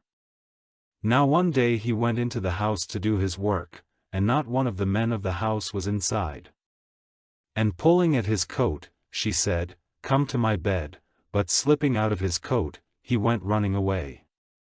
And when she saw that he had got away, letting her keep his coat, she sent for the men of her house and said to them, "See, he has let a Hebrew come here and make sport of us. He came to my bed, and I gave a loud cry, and hearing it he went running out without his coat." And she kept his coat by her, till his master came back. Then she gave him the same story, saying, "The Hebrew servant whom you have taken into our house came in to make sport of me, and when I gave a loud cry he went running out without his coat." And hearing his wife's account of what his servant had done, he became very angry. And Joseph's master took him and put him in prison, in the place where the king's prisoners were kept in chains, and he was there in the prison house. But the Lord was with Joseph, and was good to him, and made the keeper of the prison his friend.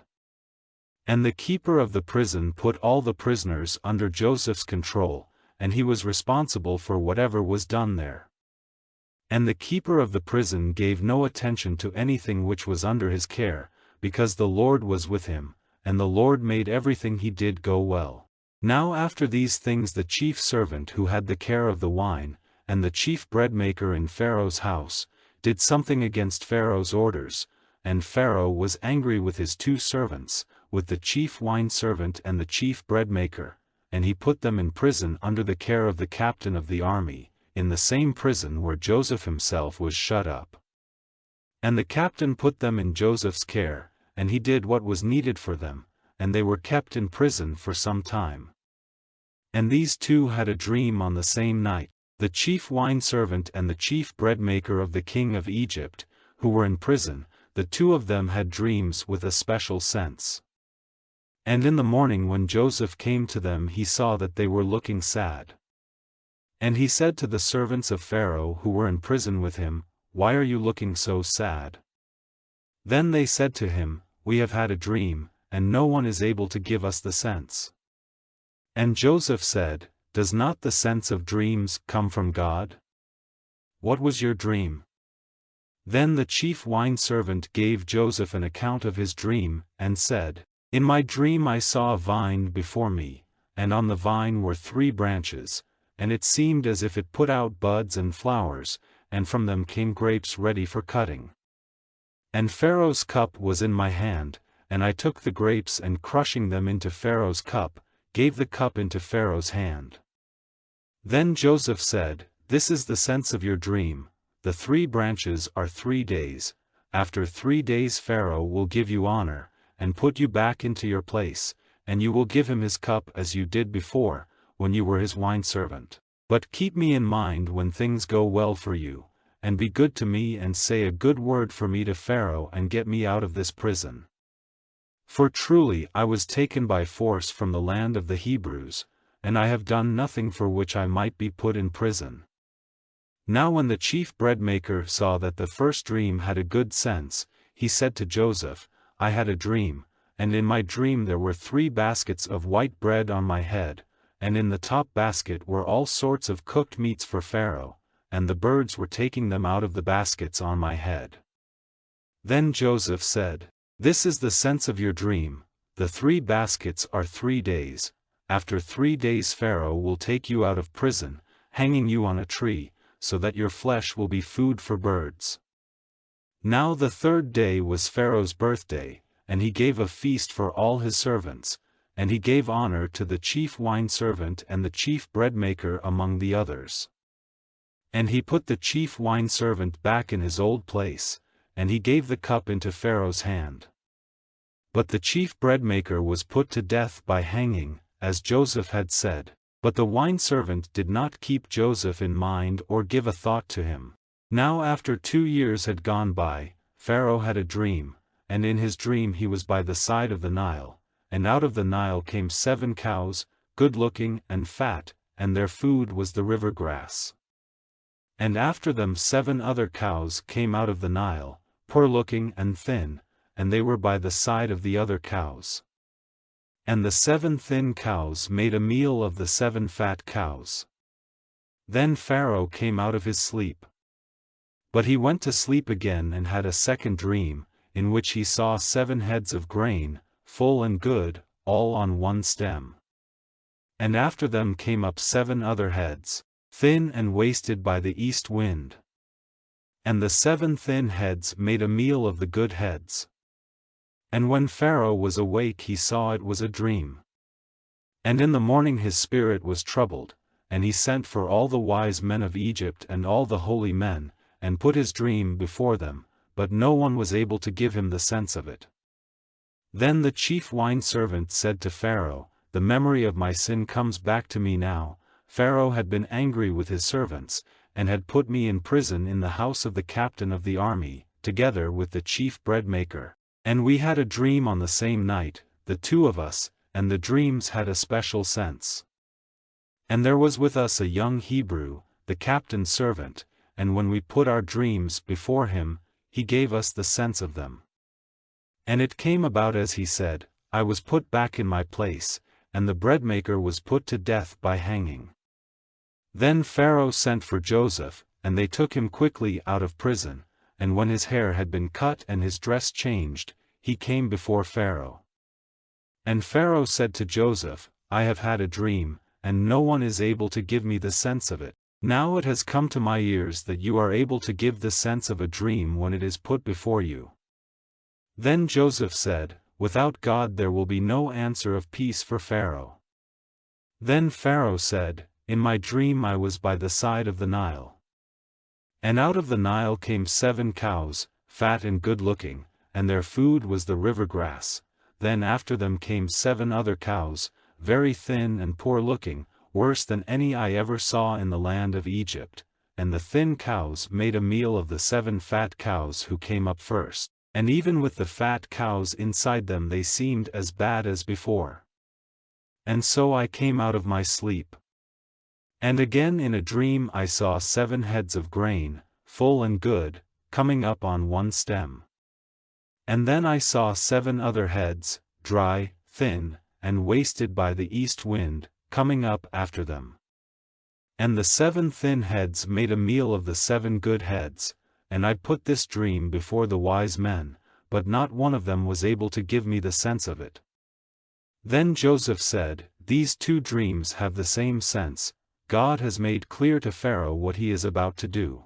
The 7 fat cows are 7 years, and the 7 good heads of grain are 7 years, the 2 have the same sense. The 7 thin and poor-looking cows who came up after them are 7 years, and the 7 heads of grain, dry and wasted by the east wind, are 7 years when there will be no food. As I said to Pharaoh before, God has made clear to him what he is about to do. 7 years are coming in which there will be great wealth of grain in Egypt, and after that will come 7 years when there will not be enough food, and the memory of the good years will go from men's minds, and the land will be made waste by the bad years, and men will have no memory of the good time because of the need which will come after, for it will be very bitter. And this dream came to Pharaoh twice, because this thing is certain, and God will quickly make it come about. And now let Pharaoh make search for a man of wisdom and good sense, and put him in authority over the land of Egypt. Let Pharaoh do this, and let him put overseers over the land of Egypt to put in store a 5th part of the produce of the land in the good years. And let them get together all the food in those good years and make a store of grain under Pharaoh's control for the use of the towns, and let them keep it. And let that food be kept in store for the land till the 7 bad years which are to come in Egypt, so that the land may not come to destruction through need of food. And this seemed good to Pharaoh and to all his servants. Then Pharaoh said to his servants, "Where may we get such a man as this, a man in whom is the Spirit of God?" And Pharaoh said to Joseph, "Seeing that God has made all this clear to you, there is no other man of such wisdom and good sense as you. You, then, are to be over my house, and all my people will be ruled by your word, only as king will I be greater than you." And Pharaoh said to Joseph, "See, I have put you over all the land of Egypt." Then Pharaoh took off his ring from his hand and put it on Joseph's hand, and he had him clothed with the best linen, and put a chain of gold round his neck.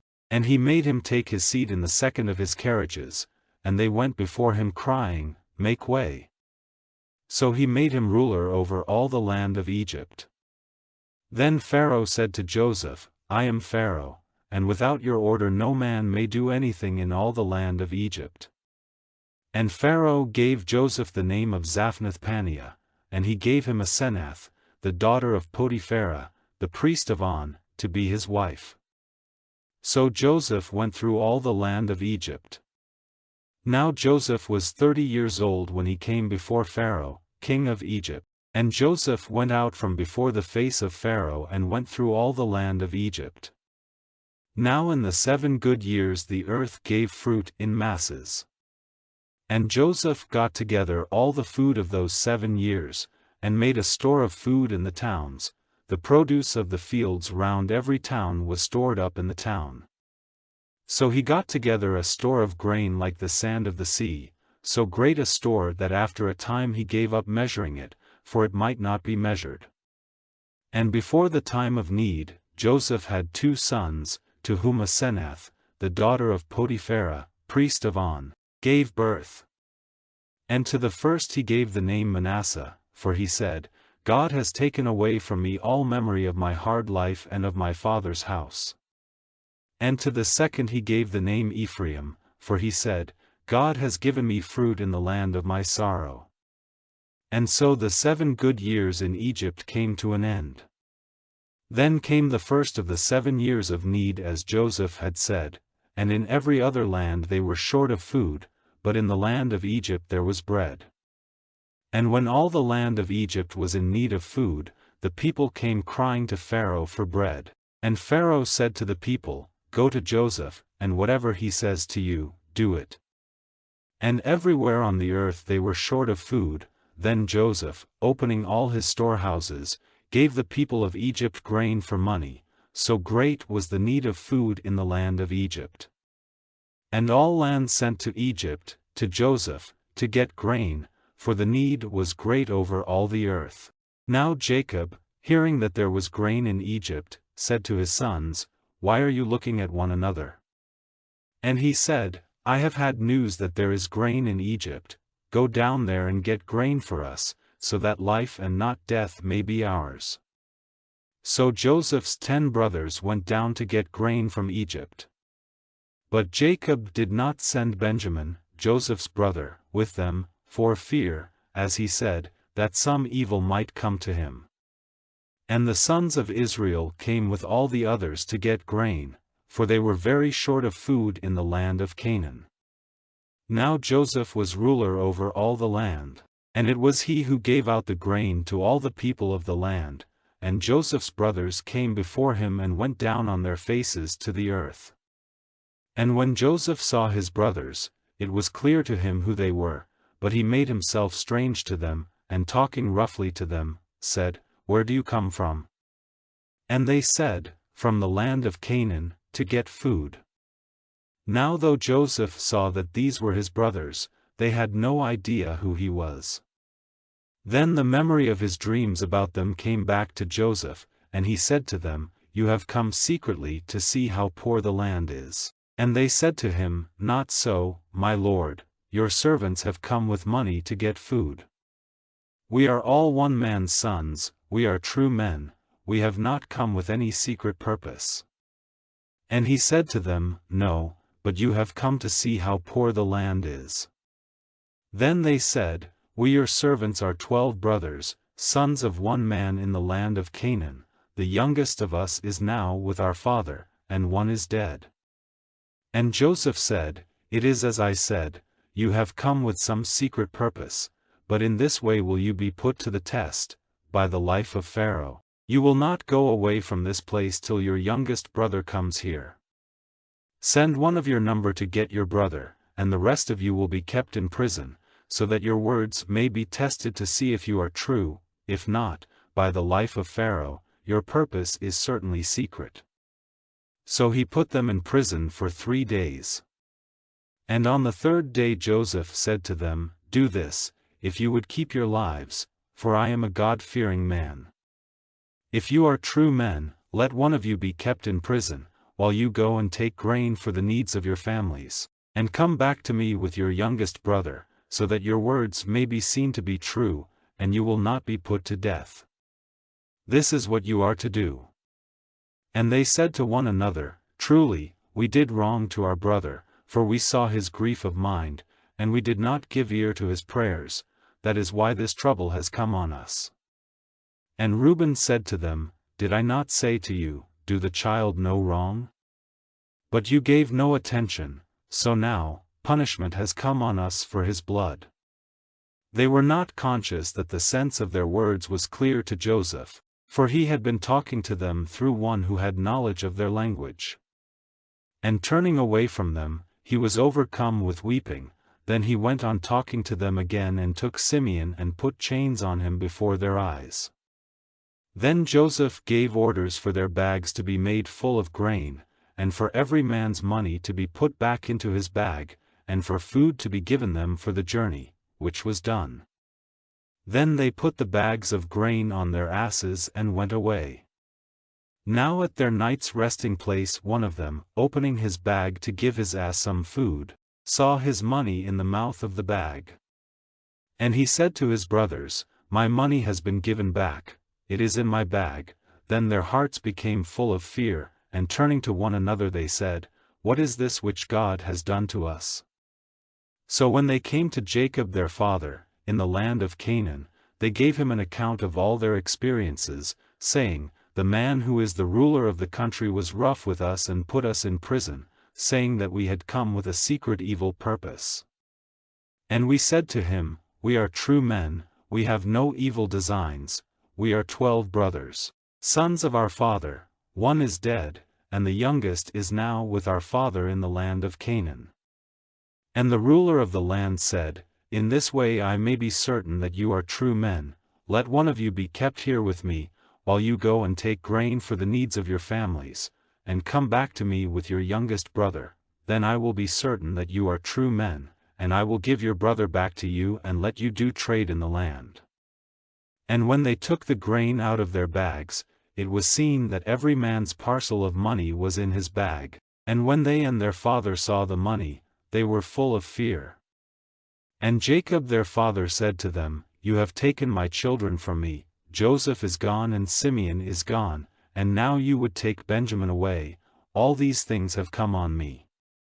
And Reuben said, 'Put my 2 sons to death if I do not come back to you with him, let him be in my care and I will give him safely back to you.' And he said, 'I will not let my son go down with you, for his brother is dead and he is all I have. If evil overtakes him on the journey, then through you will my gray head go down to the underworld in sorrow.' Now the land was in bitter need of food. And when the grain which they had got in Egypt was all used up, their father said to them, 'Go again and get us a little food.' And Judah said to him, 'The man said to us with an oath, You are not to come before me again without your brother. If you will let our brother go with us, we will go down and get food. But if you will not send him, we will not go down, for the man said to us, You are not to come before me if your brother is not with you.' And Israel said, 'Why were you so cruel to me as to say to him that you had a brother?' And they said, 'The man put a number of questions to us about ourselves and our family, saying, Is your father still living? Have you another brother?' And we had to give him answers. How were we to have any idea that he would say, 'Come back with your brother'?" Then Judah said to Israel, his father, "Send the boy with me, and let us be up and going, so that we and you and our little ones may not come to destruction. Put him into my care and make me responsible for him. If I do not give him safely back to you, let mine be the sin forever. Truly, if we had not let the time go by, we might have come back again by now." Then their father Israel said to them, "If it has to be so, then do this, take of the best fruits of the land in your vessels to give the man, perfumes and honey and spices and nuts.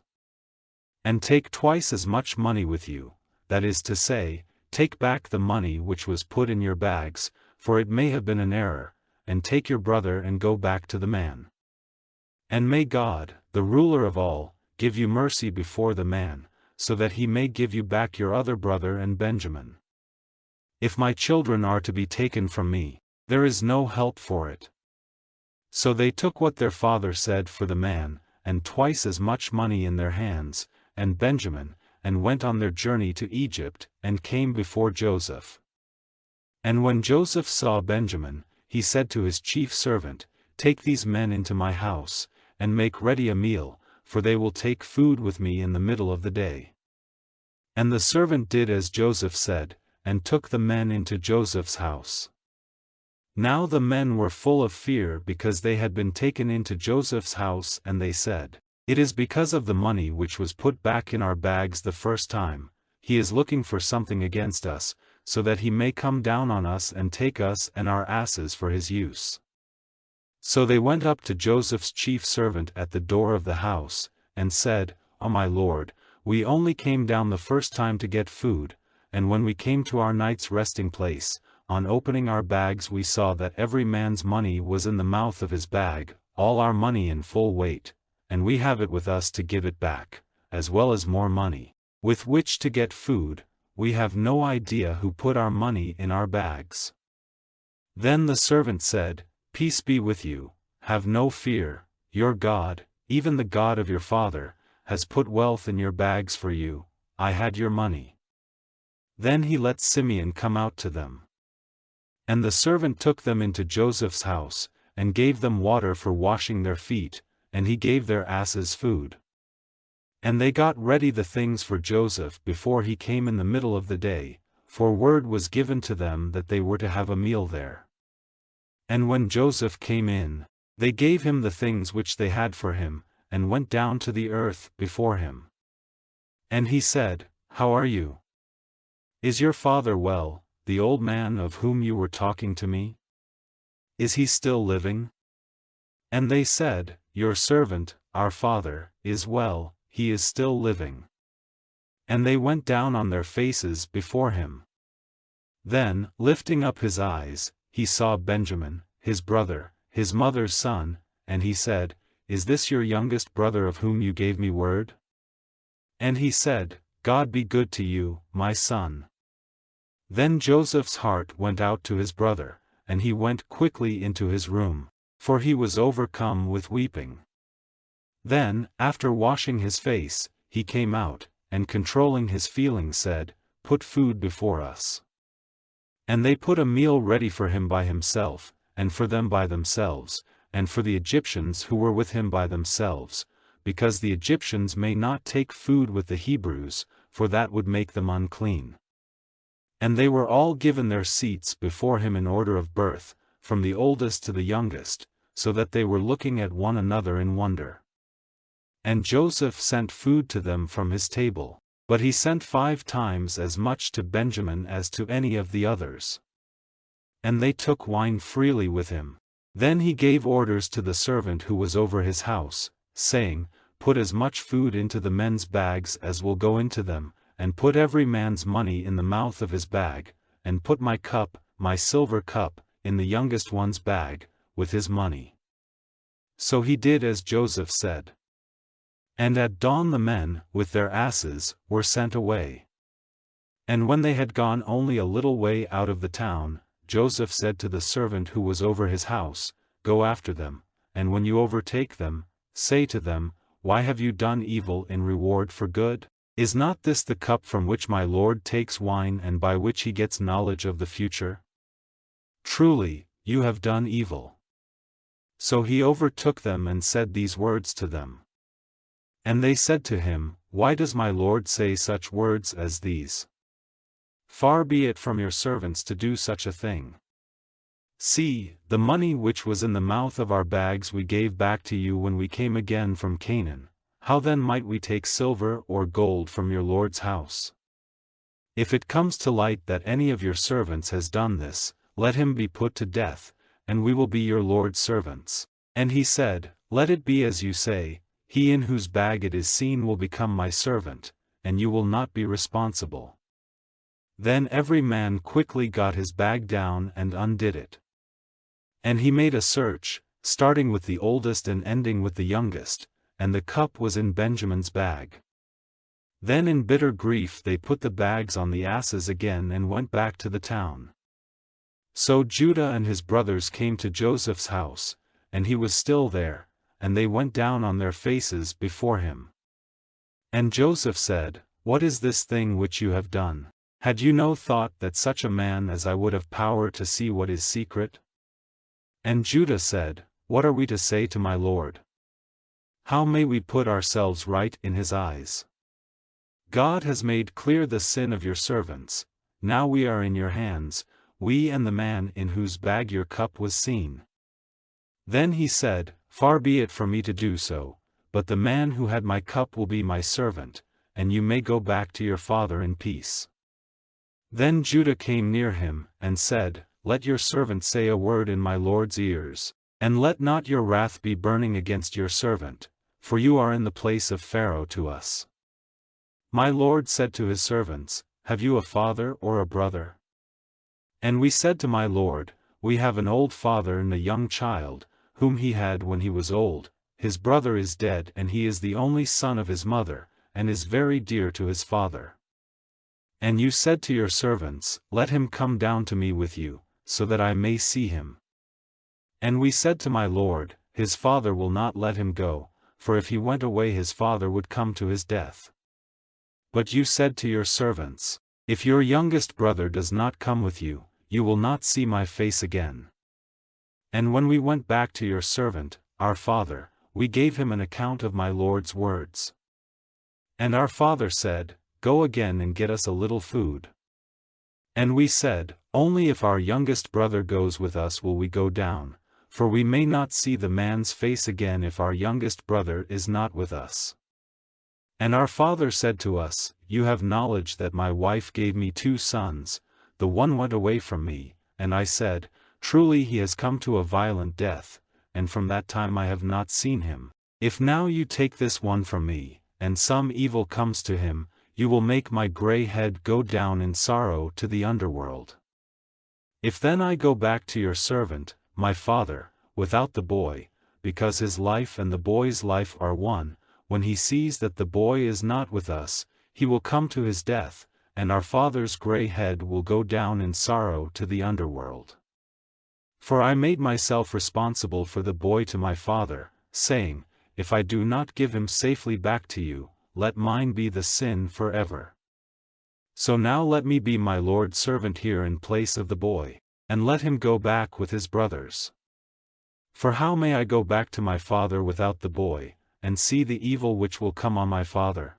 Then Joseph, unable to keep back his feelings before those who were with him, gave orders for everyone to be sent away, and no one was present when he made clear to his brothers who he was.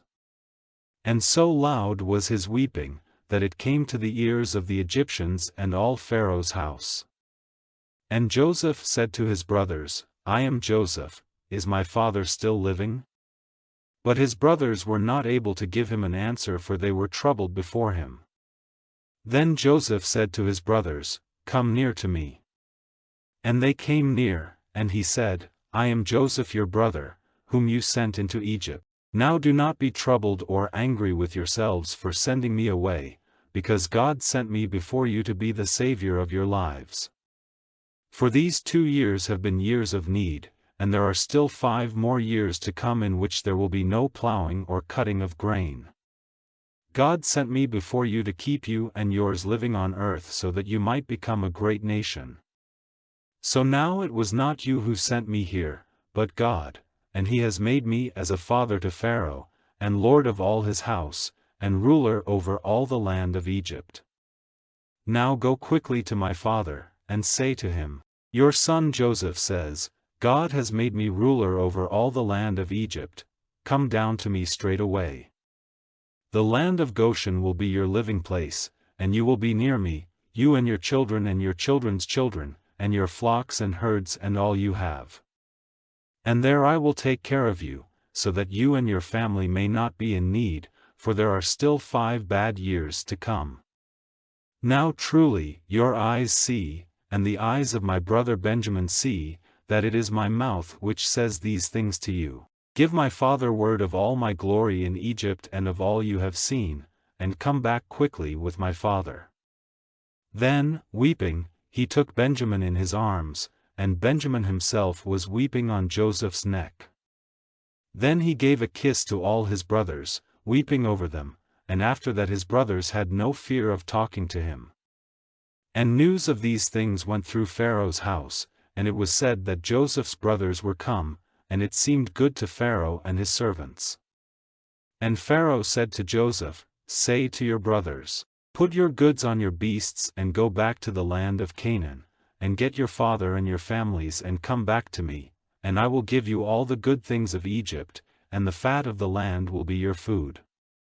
And say to them, this you are to do, take carts from the land of Egypt for your little ones and for your wives, and get your father and come back.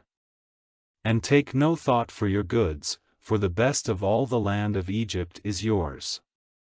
And the children of Israel did as he said, and Joseph gave them carts as had been ordered by Pharaoh, and food for their journey. To every one of them he gave 3 changes of clothing, but to Benjamin he gave 300 bits of silver and 5 changes of clothing.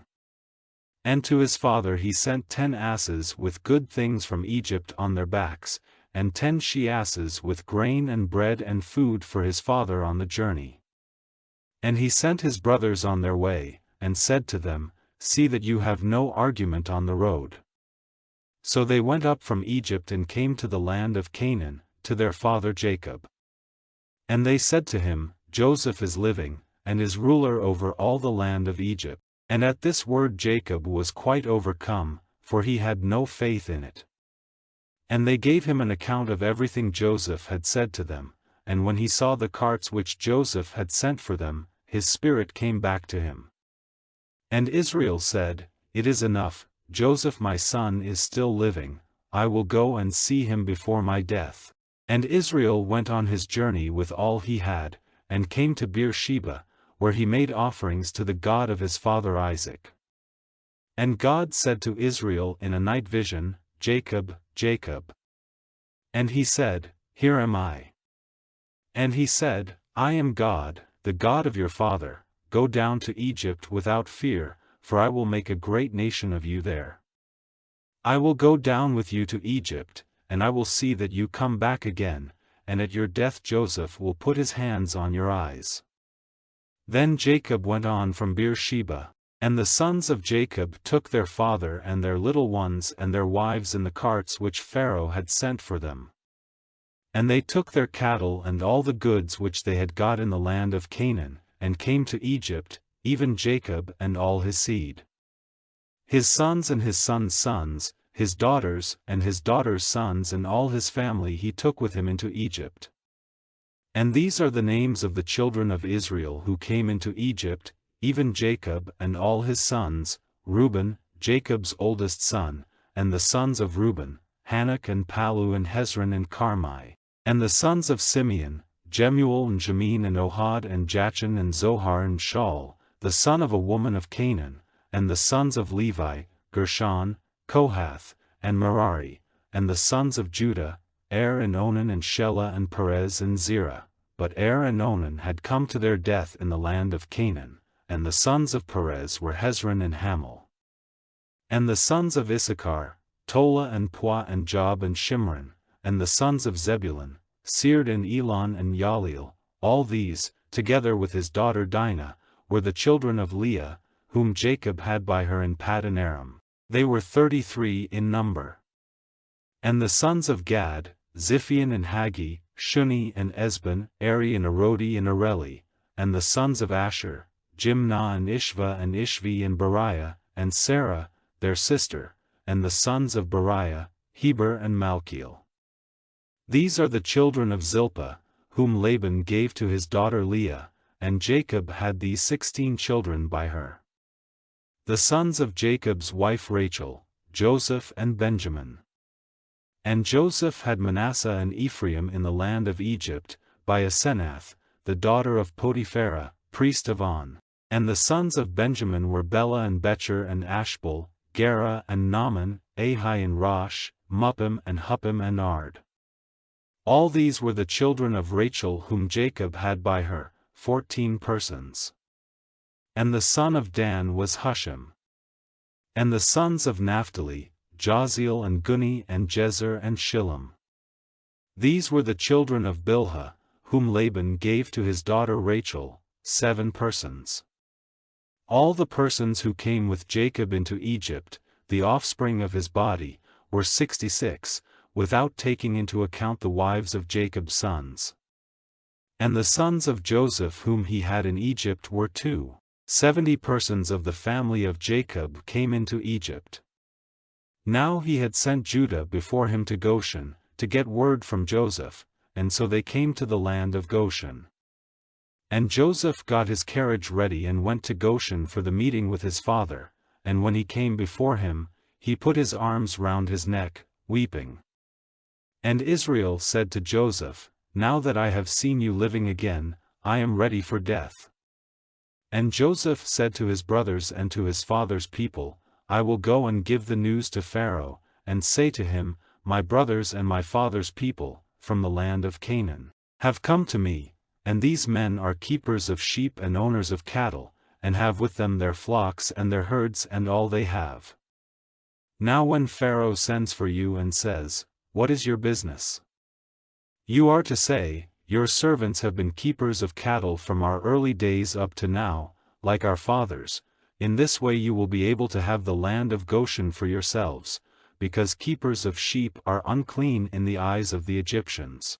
Then Joseph went to Pharaoh, and said, "My father and my brothers with their flocks and their herds and all they have, are come from Canaan, and are now in the land of Goshen." And he took 5 of his brothers to Pharaoh. And Pharaoh said to them, "What is your business?" And they said, "Your servants are keepers of sheep, as our fathers were before us." And they said to Pharaoh, "We have come to make a living in this land, because we have no grass for our flocks in the land of Canaan, so now let your servants make a place for themselves in the land of Goshen." And Pharaoh said to Joseph, "Let them have the land of Goshen, and if there are any able men among them, put them over my cattle." And Jacob and his sons came to Joseph in Egypt, and when word of it came to the ears of Pharaoh, king of Egypt, he said to Joseph, "Your father and brothers have come to you, all the land of Egypt is before you, let your father and your brothers have the best of the land for their resting place." Then Joseph made his father Jacob come before Pharaoh, and Jacob gave him his blessing. And Pharaoh said to him, "How old are you?" And Jacob said, "The years of my wanderings have been 130, small in number and full of sorrow have been the years of my life, and less than the years of the wanderings of my fathers." And Jacob gave Pharaoh his blessing, and went out from before him. And Joseph made a place for his father and his brothers, and gave them a heritage in the land of Egypt, in the best of the land of Ramesses, as Pharaoh had given orders.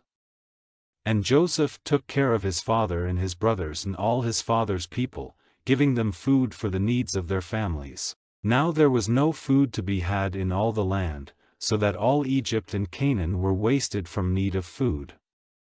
And all the money in Egypt and in the land of Canaan which had been given for grain, came into the hands of Joseph, and he put it in Pharaoh's house.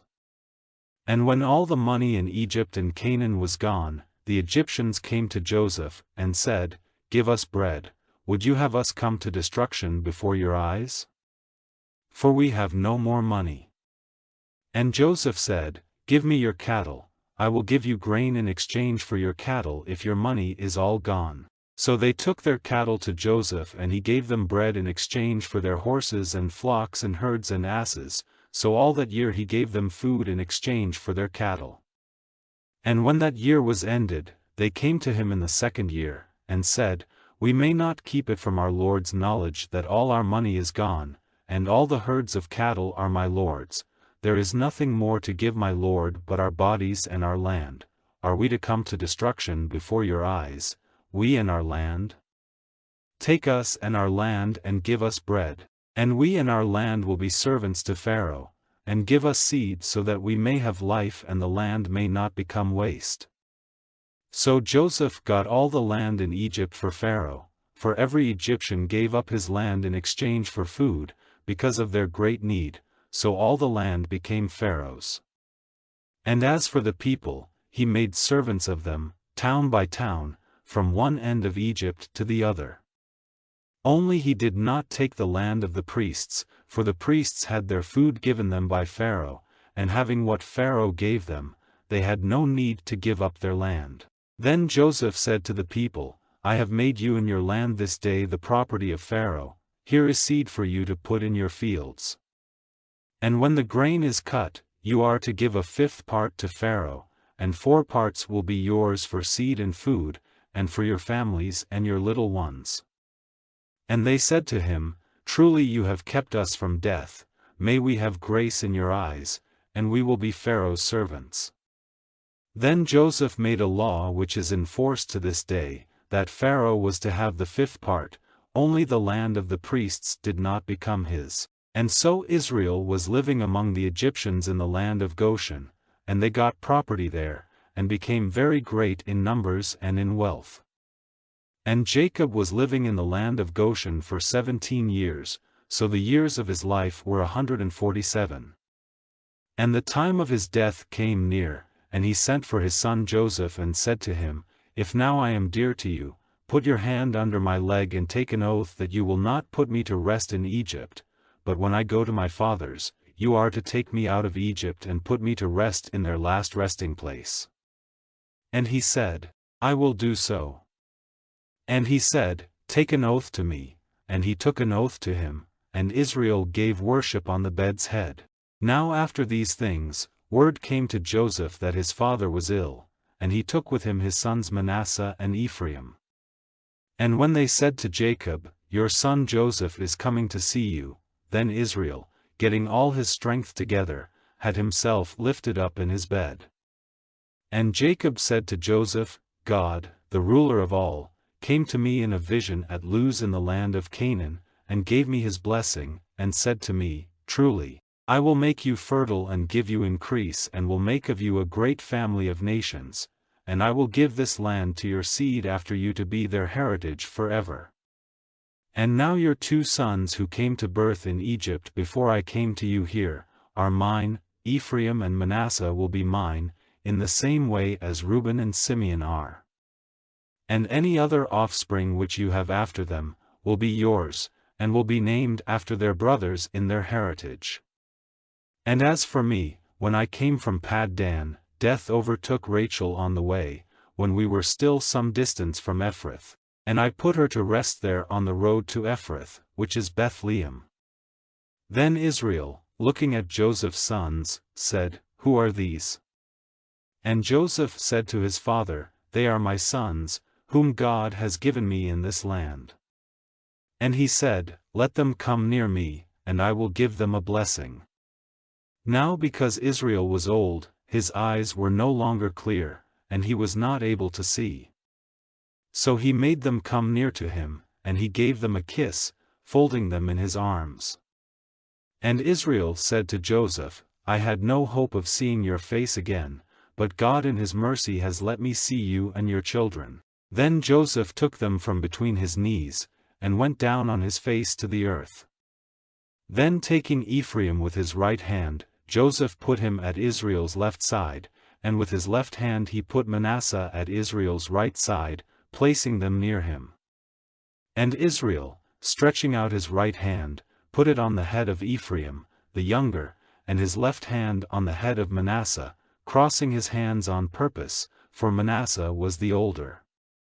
And he gave Joseph a blessing, saying, May the God to whom my fathers, Abraham and Isaac, gave worship, the God who has taken care of me all my life till this day, the angel who has been my Savior from all evil, send his blessing on these children, and let my name and the name of my fathers, Abraham and Isaac, be given to them, and let them become a great nation in the earth. Now when Joseph saw that his father had put his right hand on the head of Ephraim, it did not seem right to him, and lifting his father's hand he would have put it on the head of Manasseh.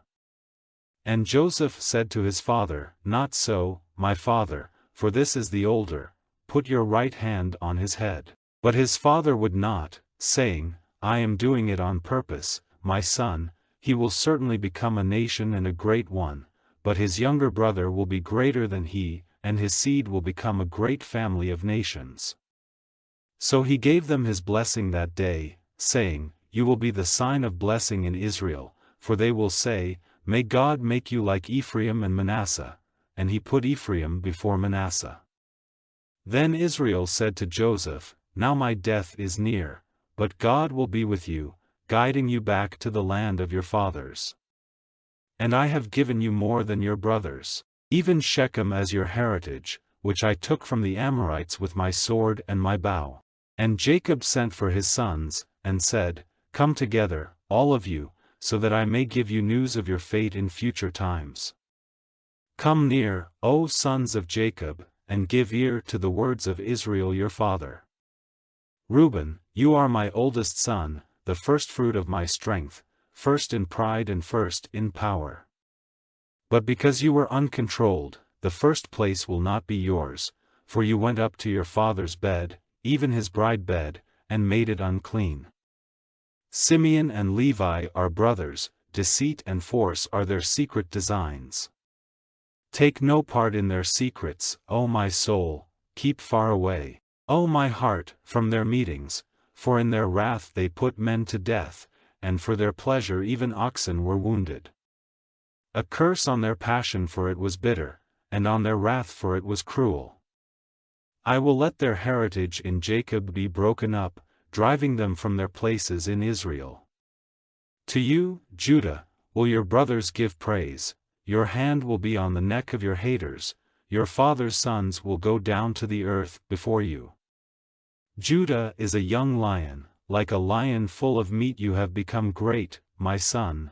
Now he takes his rest like a lion stretched out and like an old lion, by whom will his sleep be broken?